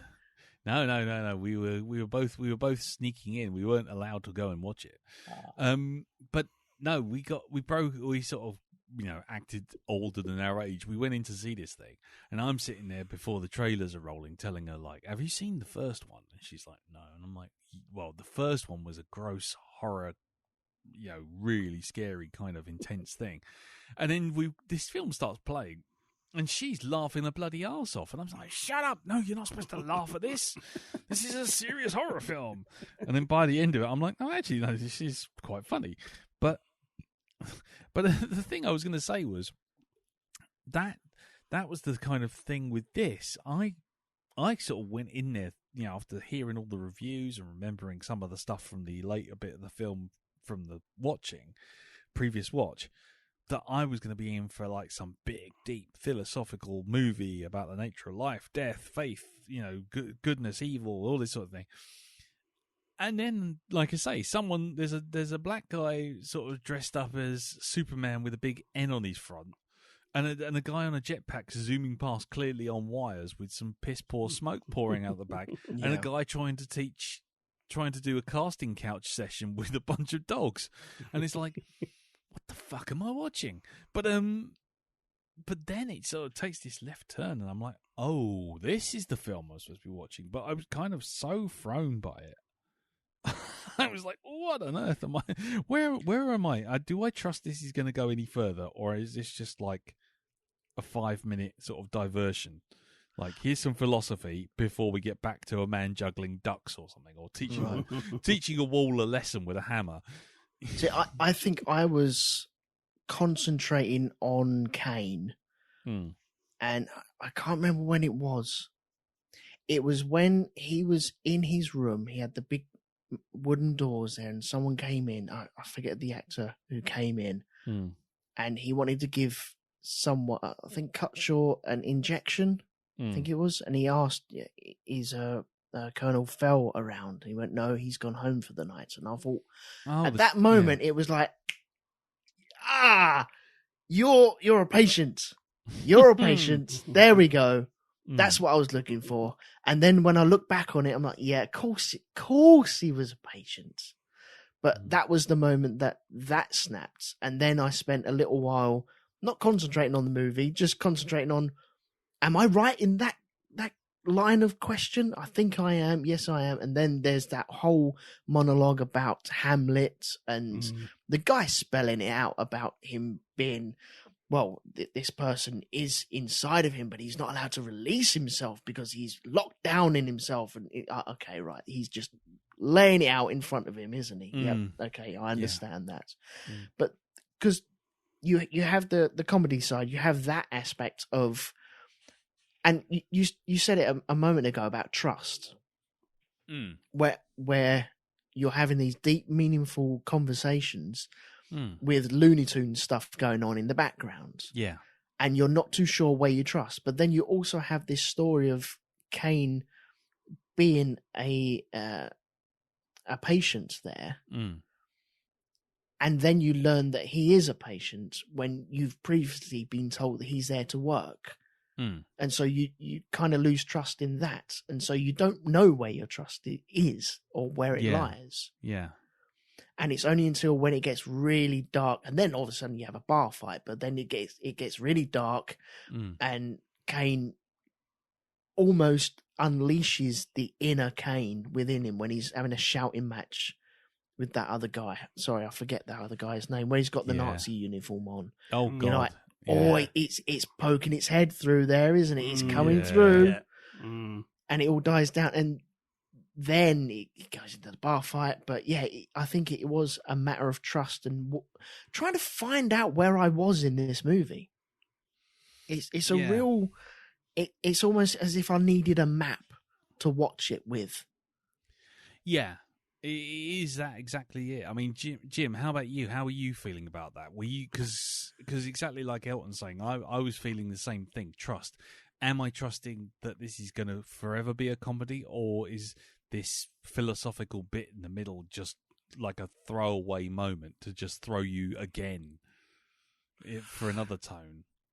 Well, the thing is, going back to it this time, and so I've been seeing it a few times before, and grasping it piece by piece. This time, in the comedy section, I'm going to realise there's actually, it's not just some weird mad shambles. There's a lot actually being said that is building the themes and ideas that are going to be developed further. And I didn't feel it was quite as, after the initial sort of thrown in the deep end, I think the film does actually flow better once you know the shape of it. But you know, when you come into it fresh, the first thing that hits you is the big reveal about Kane and who he really is, and that wrong foots you entirely. Yeah. But if you know that going in from the start, suddenly everything takes on different significance. Yeah. And I think kind of when you get to the big scene at the end, there's a reason that is such an extended scene, because that has to play out in real time, because this is where the two sides of Kane come back, one where he actually sort of squares the circle. He is a psychotic killer that the military made, which he's had a complete breakdown because you can't be a completely psychotic killer unless you really are.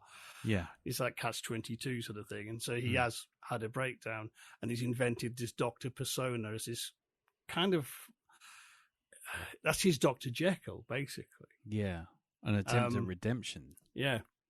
Now, in that bar fight, he's going there to save Cutshaw.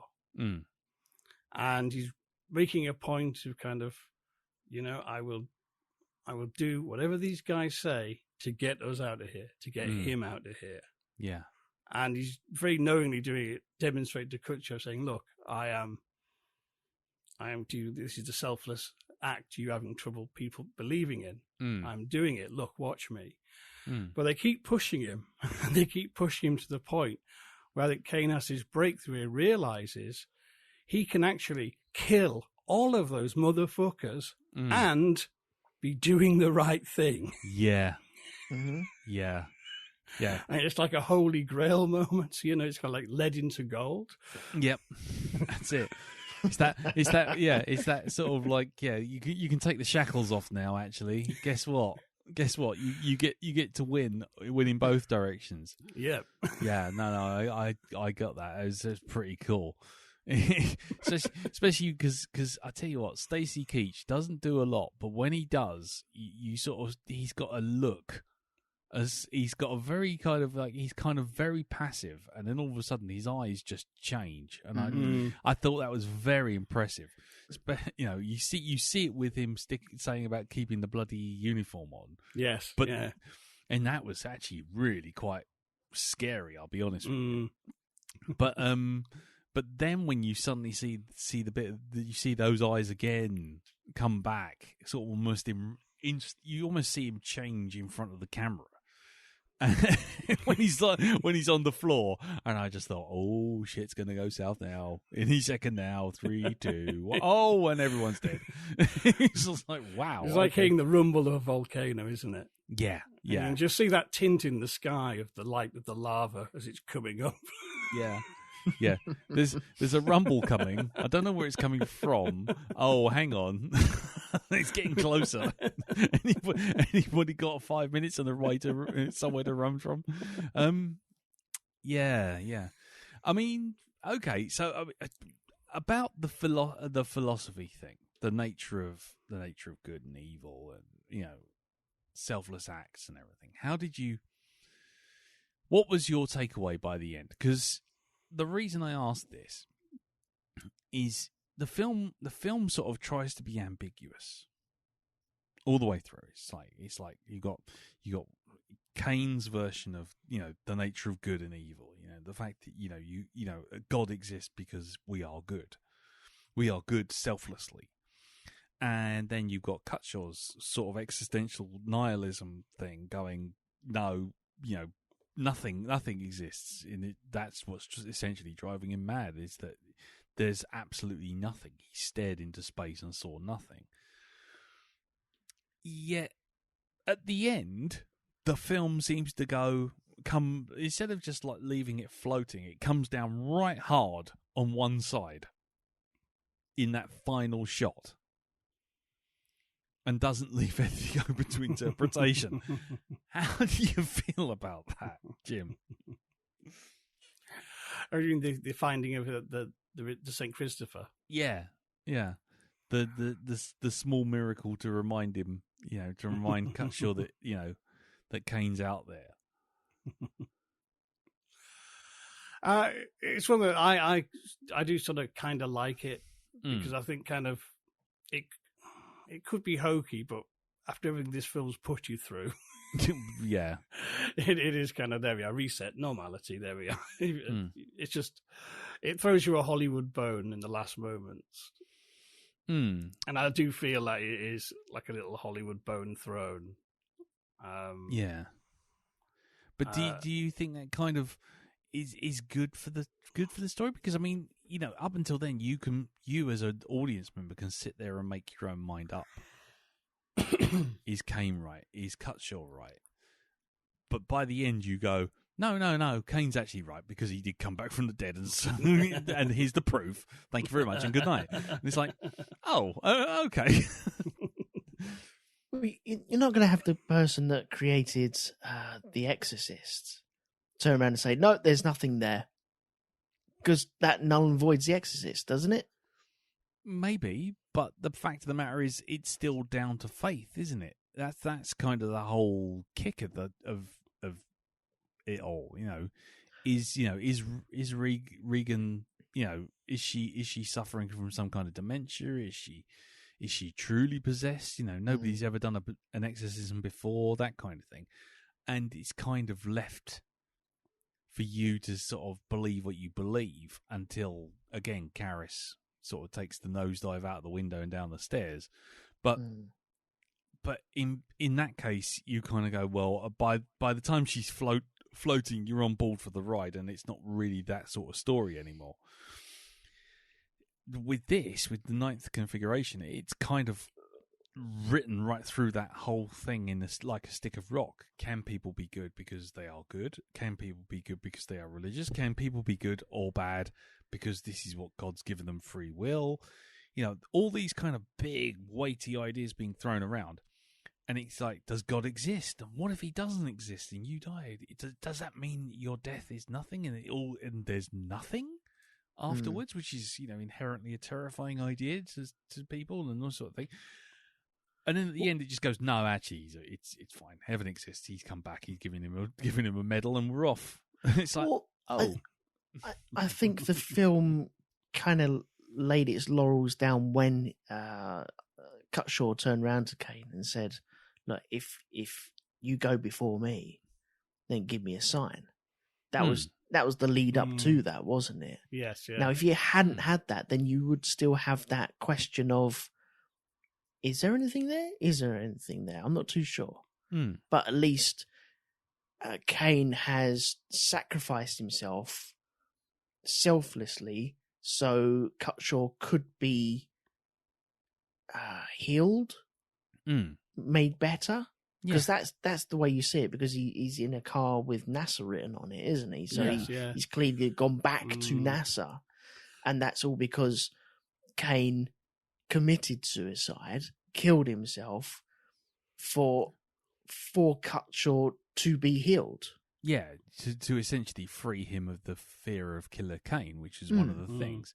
That's the whole point. He's Cain shows his good by ridding Cutshaw of fear, because the thing that he was scared of, which was Cain, as much as anything, has literally done the right thing. He's taken himself out the picture, so to speak. So you could have finished the film there with Cutshaw driving off in the car to go do his job, but because he found that little St. Christopher's medal, then that's where it drops down on one side, isn't it? And it's Did you?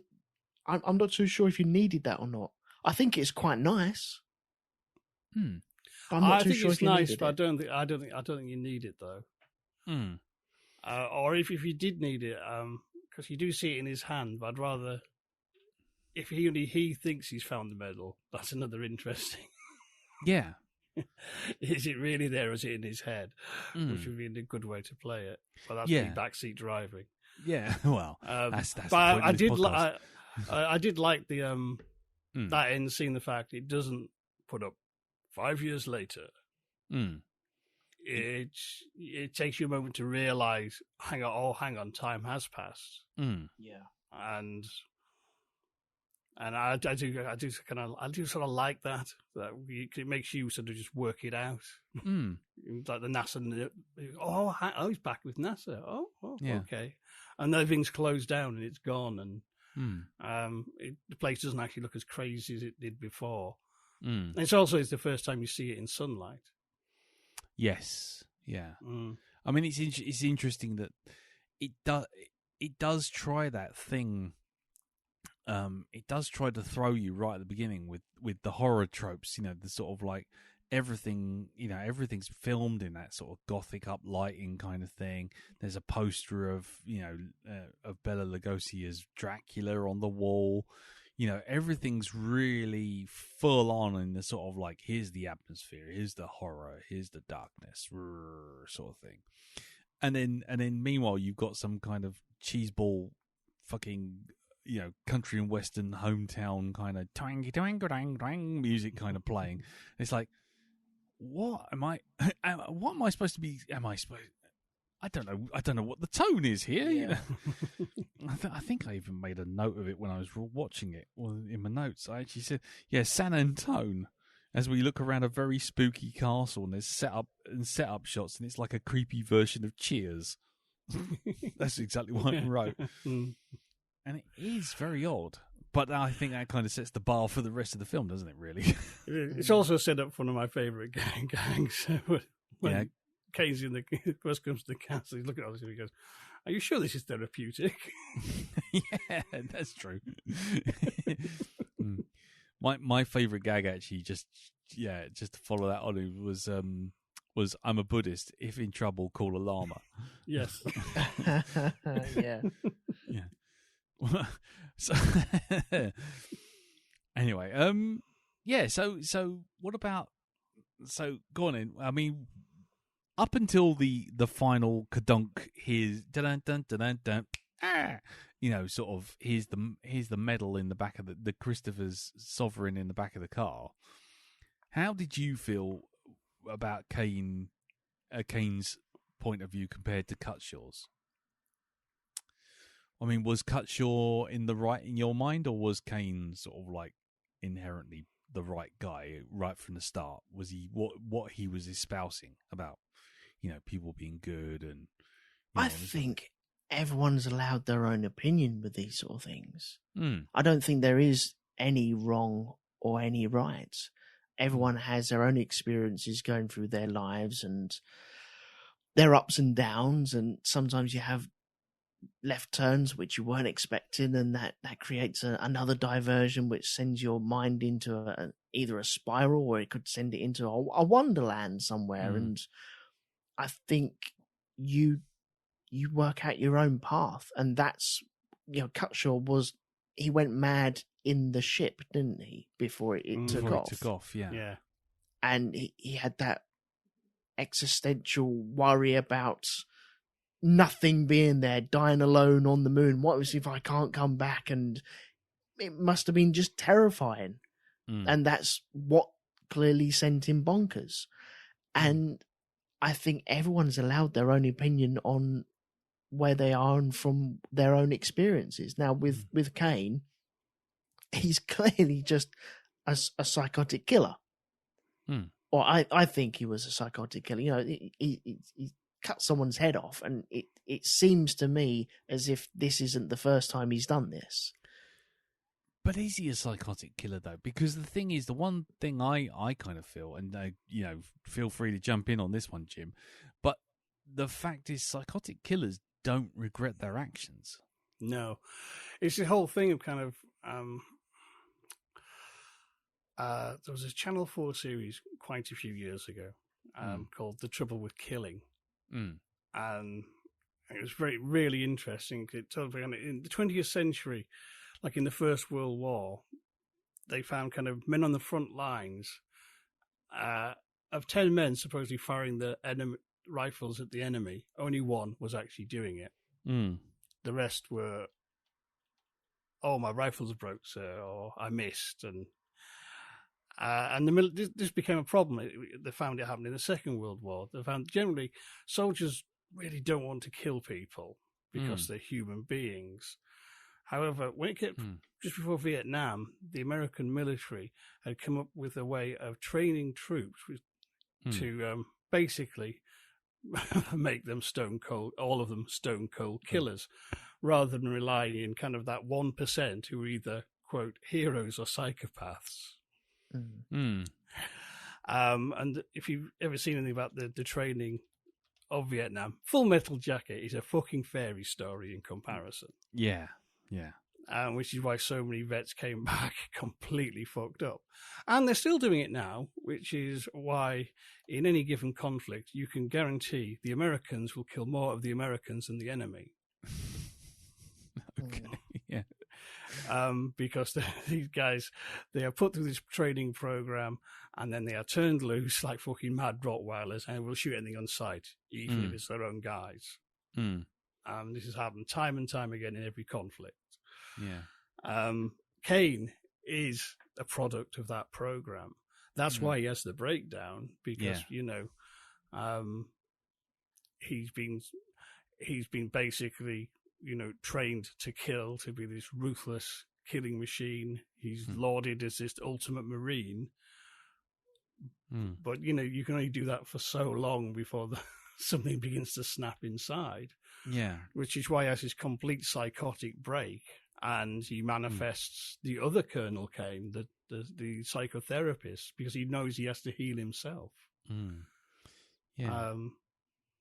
This is a fascinating, it's a wild ride of a movie, but the more deeper you go into it, the more really interesting it is. Yeah. Because Kane has to believe he can heal people because he has to heal himself, and he has to believe there's good in him to try and find his own redemption as well for the things he's done, which has broke his mind. Yeah, he has to face the truth that that no one is truly evil, because if that were the case, then he is truly evil and he's a damned human being, and he doesn't need to be.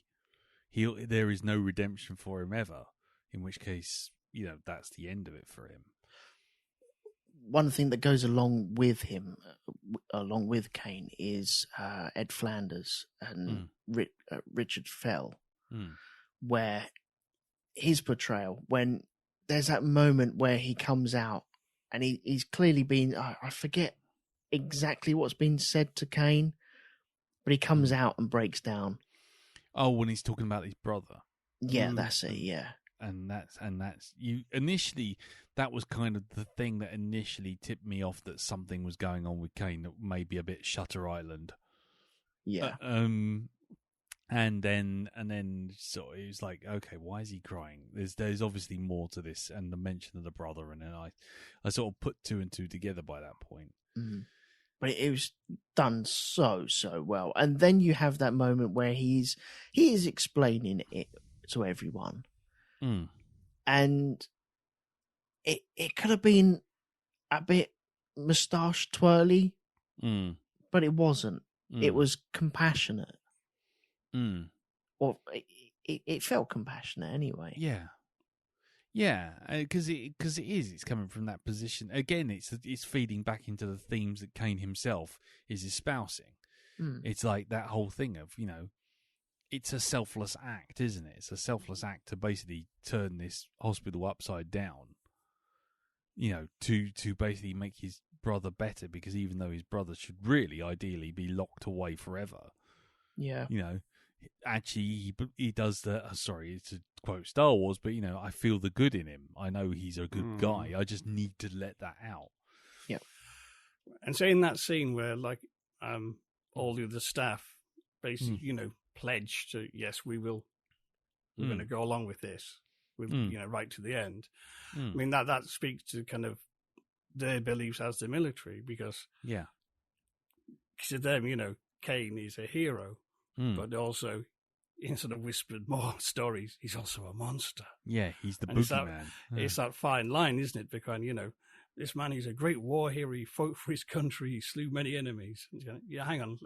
Slew the enemies. They were people, weren't they? What did he cut their heads off with razor wire? Yeah. Shot them, maybe? Yeah. Here's that fine line about, war is legalized murder. And, is killing someone in combat the same as murdering them or not? I mean, that's a whole different philosophical question and moral question. But, it is kind of, they all need to believe that Kane is the hero and he can be redeemed. And he hasn't always just been psychotic. He's just had a psychotic breakdown from being in the war. Yeah. But then also, it feeds into their faith that they can be good people, because presumably being in the military, they've done similar things. They just haven't cracked. Yeah.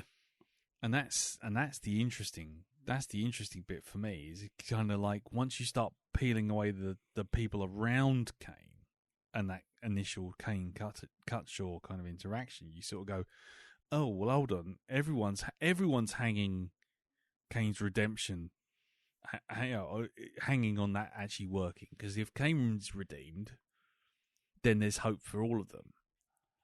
And that's because he's to redeem the irredeemable, essentially. Can he find good within himself to help others when he's been programmed not to, essentially? Well, it's that thing as well. again, this is a film for the time. It's that fallout of Vietnam. I mean, and I don't mean to sound trite, but Paul Hardcastle did sum it up in his use of samples in 19, where he said, none of them received a hero's welcome. And that was a big part of the problem, is that they trained these troops to do terrible things. They did terrible things. They effectively didn't just lose the wars, it just fell apart completely. And then the troops came home. There's no sort of victory parade to make things better. There was no rehabilitation. They're often just brought back the country and dumped and left to their own devices, know. We saw that in the... treated appallingly, Sorry, Elton, go on. You saw that in the barroom brawl, where they were just okay, right. Marines are scumbags, and say Marines are scumbags, and it was. I wasn't shocked, but I was taken aback on how how it went across about their thoughts on the Marines. Nowadays people pay it forward and pay for their. Well, I think in my rose-tinted world of people buying lunches for Marines as they stand in line and stuff like that, it's all changed, isn't it? Marines were scumbags, or thought of as scumbags in them days.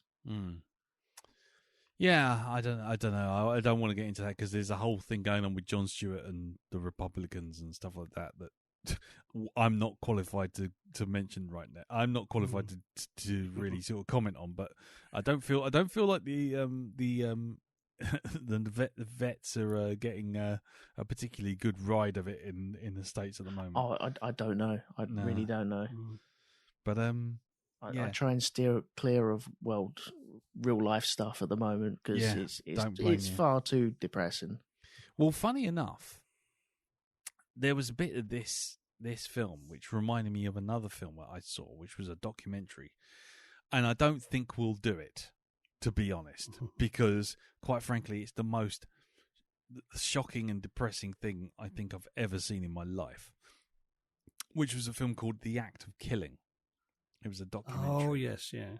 And basically what it is, it's kind of like, there was a bunch of mass killings, like a sort of, a bit like when everyone went nuts in Rwanda years and years ago, and there was a kind of mass sort of cull, like a genocide. There's something very similar that happened in Indonesia in sort of like the 60s. And essentially, since then, everyone involved sort of like has gone back to being in their normal life and living their normal lives and, being nice people, but never brought to justice. And this documentary maker makes them face the stuff that they did because they don't face it themselves. And so they kind of almost disassociate from the horrors of what they did. And so the only way to get round to it is to sort of like get the documentary maker gets the people who did some of these horrific things, and they're all very kind of blasé about it. They don't really want to talk about it, and they're showing contrition, but they're very blasé about it. And then what he does is he says, okay, well, what we're going to do is we're not going to talk about it, but what we are going to do is I've got a little play, and I've got a little script. And what I want you to do is to play out this script. And the scripts were written by some of the victims and some of the eyewitnesses. And they get the people who did the atrocities to play them out as, as actors. And it sort of comes and hits them in a wave that they suddenly realise what they've done, because they're now sitting there from a period of normality without the world going, without the country going to shit and going absolutely mad and, mad fervour. And it's like suddenly they face the fact that they were actually monsters. And it's a really strong, hard-hitting kind of documentary. It's not an easy watch by any means. But there was bits of that where there's sort of like people who, they're greengrocers and, sort of people who just, you pass on the street, kindly old gentlemen, sort of thing. murdered a dozen children in the street by running them over or wrapping razor wire around the neck or something like this. And you go, fucking hell. And they won't, and they don't face it. They don't show any emotion. They just go, yeah, it's something that happened. It's terrible. But when they have to play it out in a play, it's like you sort of see them suddenly confront what they became, and that kind of comes back to this film, to the Ninth Configuration. It's that whole thing of Kane suddenly faced with the reality of what he was, suddenly breaking down and going completely mad. And then having, and trying to get back to this idea of there is good in the world, there is goodness. I am a good person, and trying to block away all the horrors that he did. I just thought it was a really interesting parallel, because I sort of thought, it's very Shutter Island sort of thing, being a bit dismissive. And then I suddenly thought, no, actually, hang on. There is something I actually watched a while back, and I was sitting there going, fuck. Hell, people live in denial in ways I couldn't even imagine. Yeah, and it actually, it's a lot more real than I thought it was. I might check that out then. Well, if you do, make sure you got a couple of copies of Tom and Jerry sort of sitting to the side, to the hand. It's do a double bill of that and Downfall and just have a happy time. I mean, it's not a fun film to watch. Okay, I think we're getting sort of getting to the end now. But has anyone got anything particularly pressing they want to bring up about it? Anything they want to? Because Jim, I know you were saying about you had your tinfoil hat sitting off to one side. Was there something in particular that you wanted to? Don the foil of conspiracy. Well, I did wonder whether Elton would ask the question: is he in purgatory? Oh, yeah. The old "is he even alive?" chestnut. We haven't had that come up for a while. I'm glad I disappointed you on that. So I'm not as predictable. Well, it's if one of us hasn't said it, what if he's dead? Yeah. The three-legged dog is America. It's when we do a Captain America thing, and then I bring it up. It's like, what? No, it doesn't fit in there. Not everything is purgatory, for crying out loud. Well, I still haven't forgiven you for mentioning in Prometheus that bloody what's her face? Old Charlize Theron is actually the mental imprint of the computer in fucking Alien. It could be Mother, yeah. Yeah. It could still happen. There's still a third film. No, there ain't a third film. There's never going to be a third film. Ever. And that's where my theory lies. Okay. That's where it sits. Mystery. In stasis for 57 years. Yes, lovely. And it will stay there forever. Yes. Anything else, Jim? Got anything you want to bring up? I'm trying to think. I'm sure there's something else, but I can't. It's not coming to me. I mean, it isn't the easiest film to discuss on the hoof, is it? Really, let's be honest.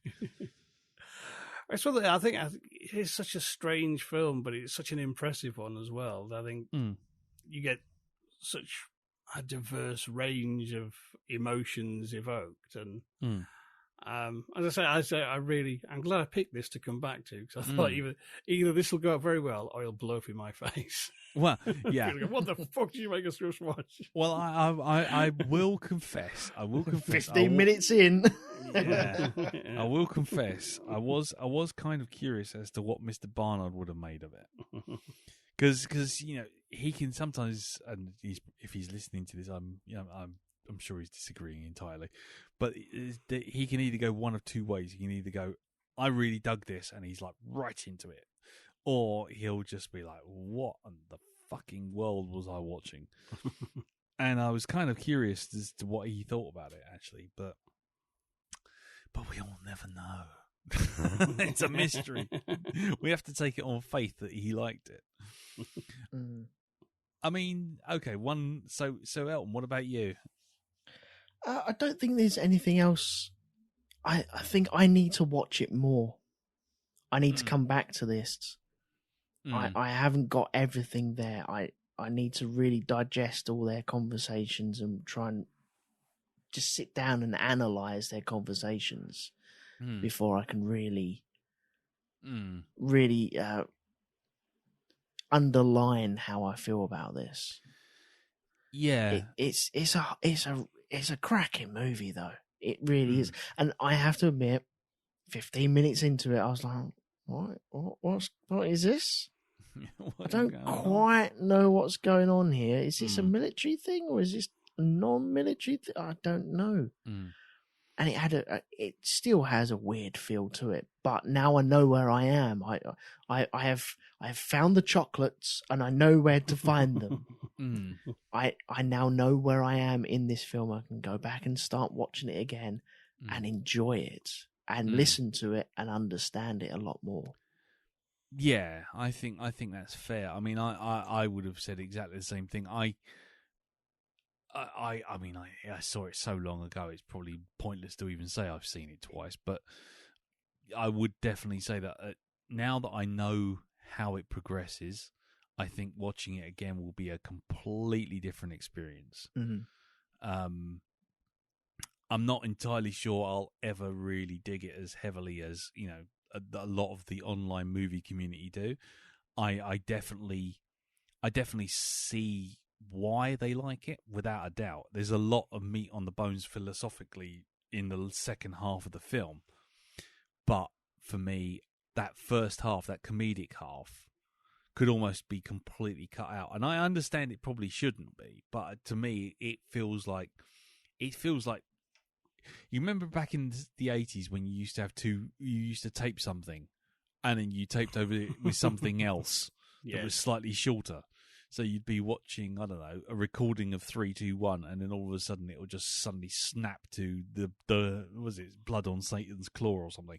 You'd be like, what the fuck am I? What happened to Ted Rogers? Why is Dusty Bin? Where is he? Why am I scared all of a sudden?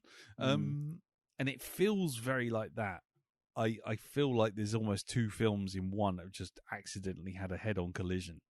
Yeah, I definitely want to see it again, especially with hindsight and context. But I mean, maybe it'll be another rewatch. You know, like when we reach episode 201, we'll do it again. We'll do a I think rewatch. it would be worth doing it again. Yeah, I think there needs to be a bit of space between it. But yeah, now I can go into it knowing what I'm going into. Yeah, This is a tough, not a tough watch. It's a difficult watch to sit through first time and really concentrate on. Yeah, for sure. Also, Walking Dead lovers, Cutshaw, that's Herschel in there. That's right. I didn't know that. Yeah, I've just seen that on IMDb. Well done. I don't know these things. Come on. Okay, cool. Right, okay. Well, I'll tell you what. Shall we leave it there then for the moment? Yeah. Okay, brilliant. Yes. So if anybody's got any feedback, we have covered a lot of ground with this movie. I was going to say we have covered a lot of ground, and I still don't think we've really scratched the surface. I think it would be one of those films that we'd be better off done as a sort of like watch along sort of commentary sort of thing. Maybe a commentary club, Jim. Well, I've considered it for commentary club. But Yeah, definitely. I thought I'd really need to see it again first. Yeah. Might happen, though. Stays on Amazon. Yeah, you never know. Right, okay. So if anybody else has seen this and anybody else has some thoughts on it, and like I say, a lot of people were on Facebook going, oh, don't know what this is. I'm going to have a watch of it. And a few people going, oh, this is good. Can't wait to see this again. Or I'm glad to see what you think of it. Maybe if you've got thoughts, feedback, send it in. Send it into feedback@blackdogpodcast.com via email, or jump on the Facebook group, which is facebook.com/groups/the Black Dog Podcast, or hit us up on Twitter. Slide into my DMs. Anyway, and you can find us on at Black Dog Podcast on Twitter. My DMs are open, ladies. And that's that. So it's time for me to pick my film. Now, I've got, in typical me fashion, I have 5 films here that I went through. One of them we've done already, and I'm kind of curious as to whether or not to do it. All right, fuck it, we're going to do it. Back in version 1, around about episode 15, we did this film. And, actually, it might have been a little bit more than that, because I think you were on, Jim. And we did this film. And I'm going to be honest with you. I've had a love-hate relationship with this film quite heavily for quite a long time. On the one hand, when I saw it at the cinema, I loved it. On the other hand, when I saw it again when it came out on DVD and I bought it, I fucking hated it. And then when I watched it again, I thought it was okay. And then another time, I watched it for the Black Dog and I fucking hated it. So... I was a little unsure as to whether or not to pick this, but then it came up on Twitter that maybe I should. And so we are going to go back once again for version 2 of Black Dog to review Event Horizon. I knew it.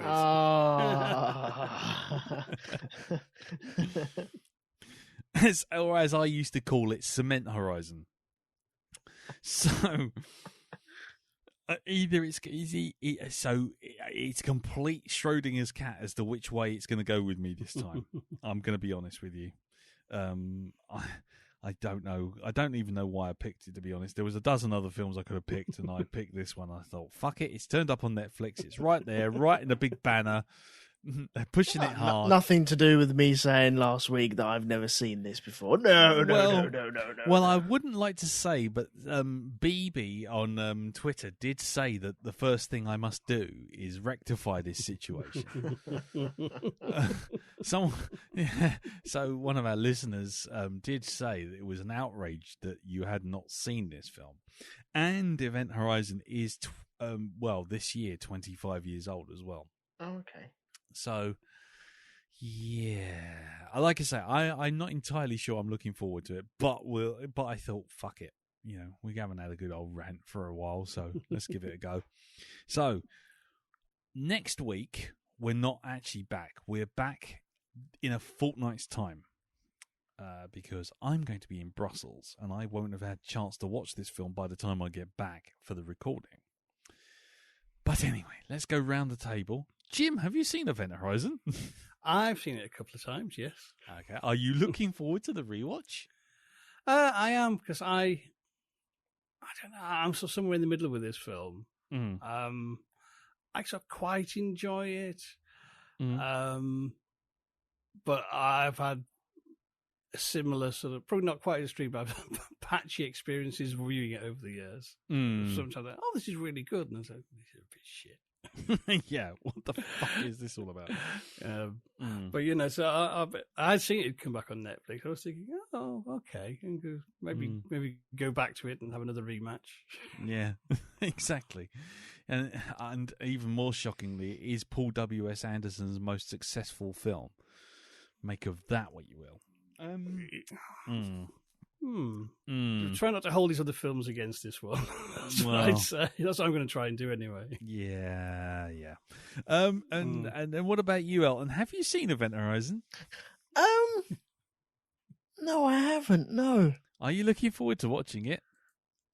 It's been on my list for a long, long time. So yes, I am looking forward to watching it. Whether I will enjoy it or not is an entirely different matter. But I'm looking forward to getting another one ticked off the list. Okay. And yes, hopefully all you people out there on Twitter who were shocked and stunned that Elton hadn't seen it and demanded that I put it on the docket immediately. I hope you're all happy with yourself, because that means I have to fucking watch it as well. So yeah, go on. I think we're there was a moment when I joined the Black Dog and everyone was like, what, you haven't seen that? What, you haven't seen that? What, you haven't seen that? And now we've hit this moment of Oh, I thought you'd seen that, and it seems like it's coming full circle. Well, hang on, you haven't seen that, and no, you forget. You forget where I started this. Yeah. Because I can't remember who I said this to, but I've been on over 200, 300 episodes of this now. Mm-hmm. We've seen 300 movies together, and yet I still haven't seen all the movies yet, and there's still millions out there that I haven't seen. I've only seen 300, for crying out loud. Yeah. Oh God. Okay. Well, there was a reason we had a jingle at one point. Which went something along the lines of this.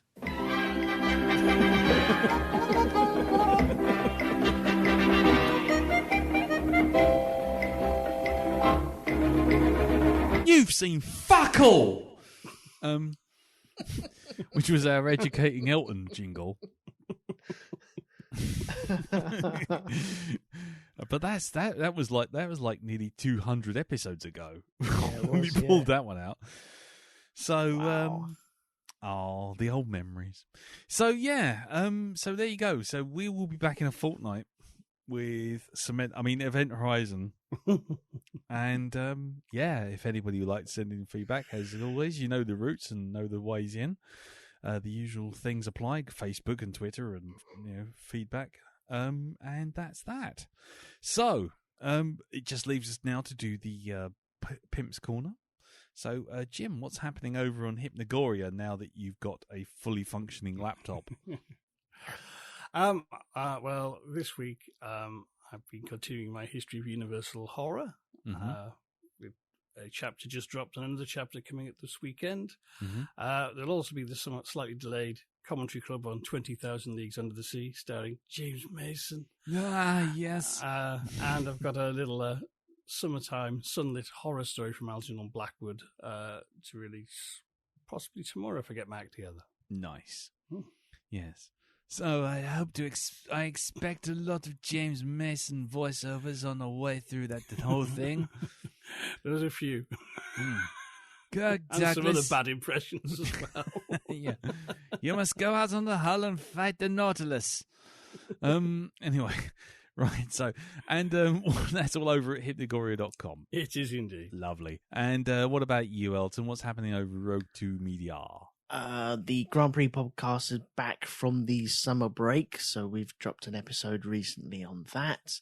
And I'll be recording an episode of Shonky Lab tomorrow night, and it will be about fears and existential fears and stuff like that. So that'll be out very, very soon. Oh, wow. Fears and existential fears.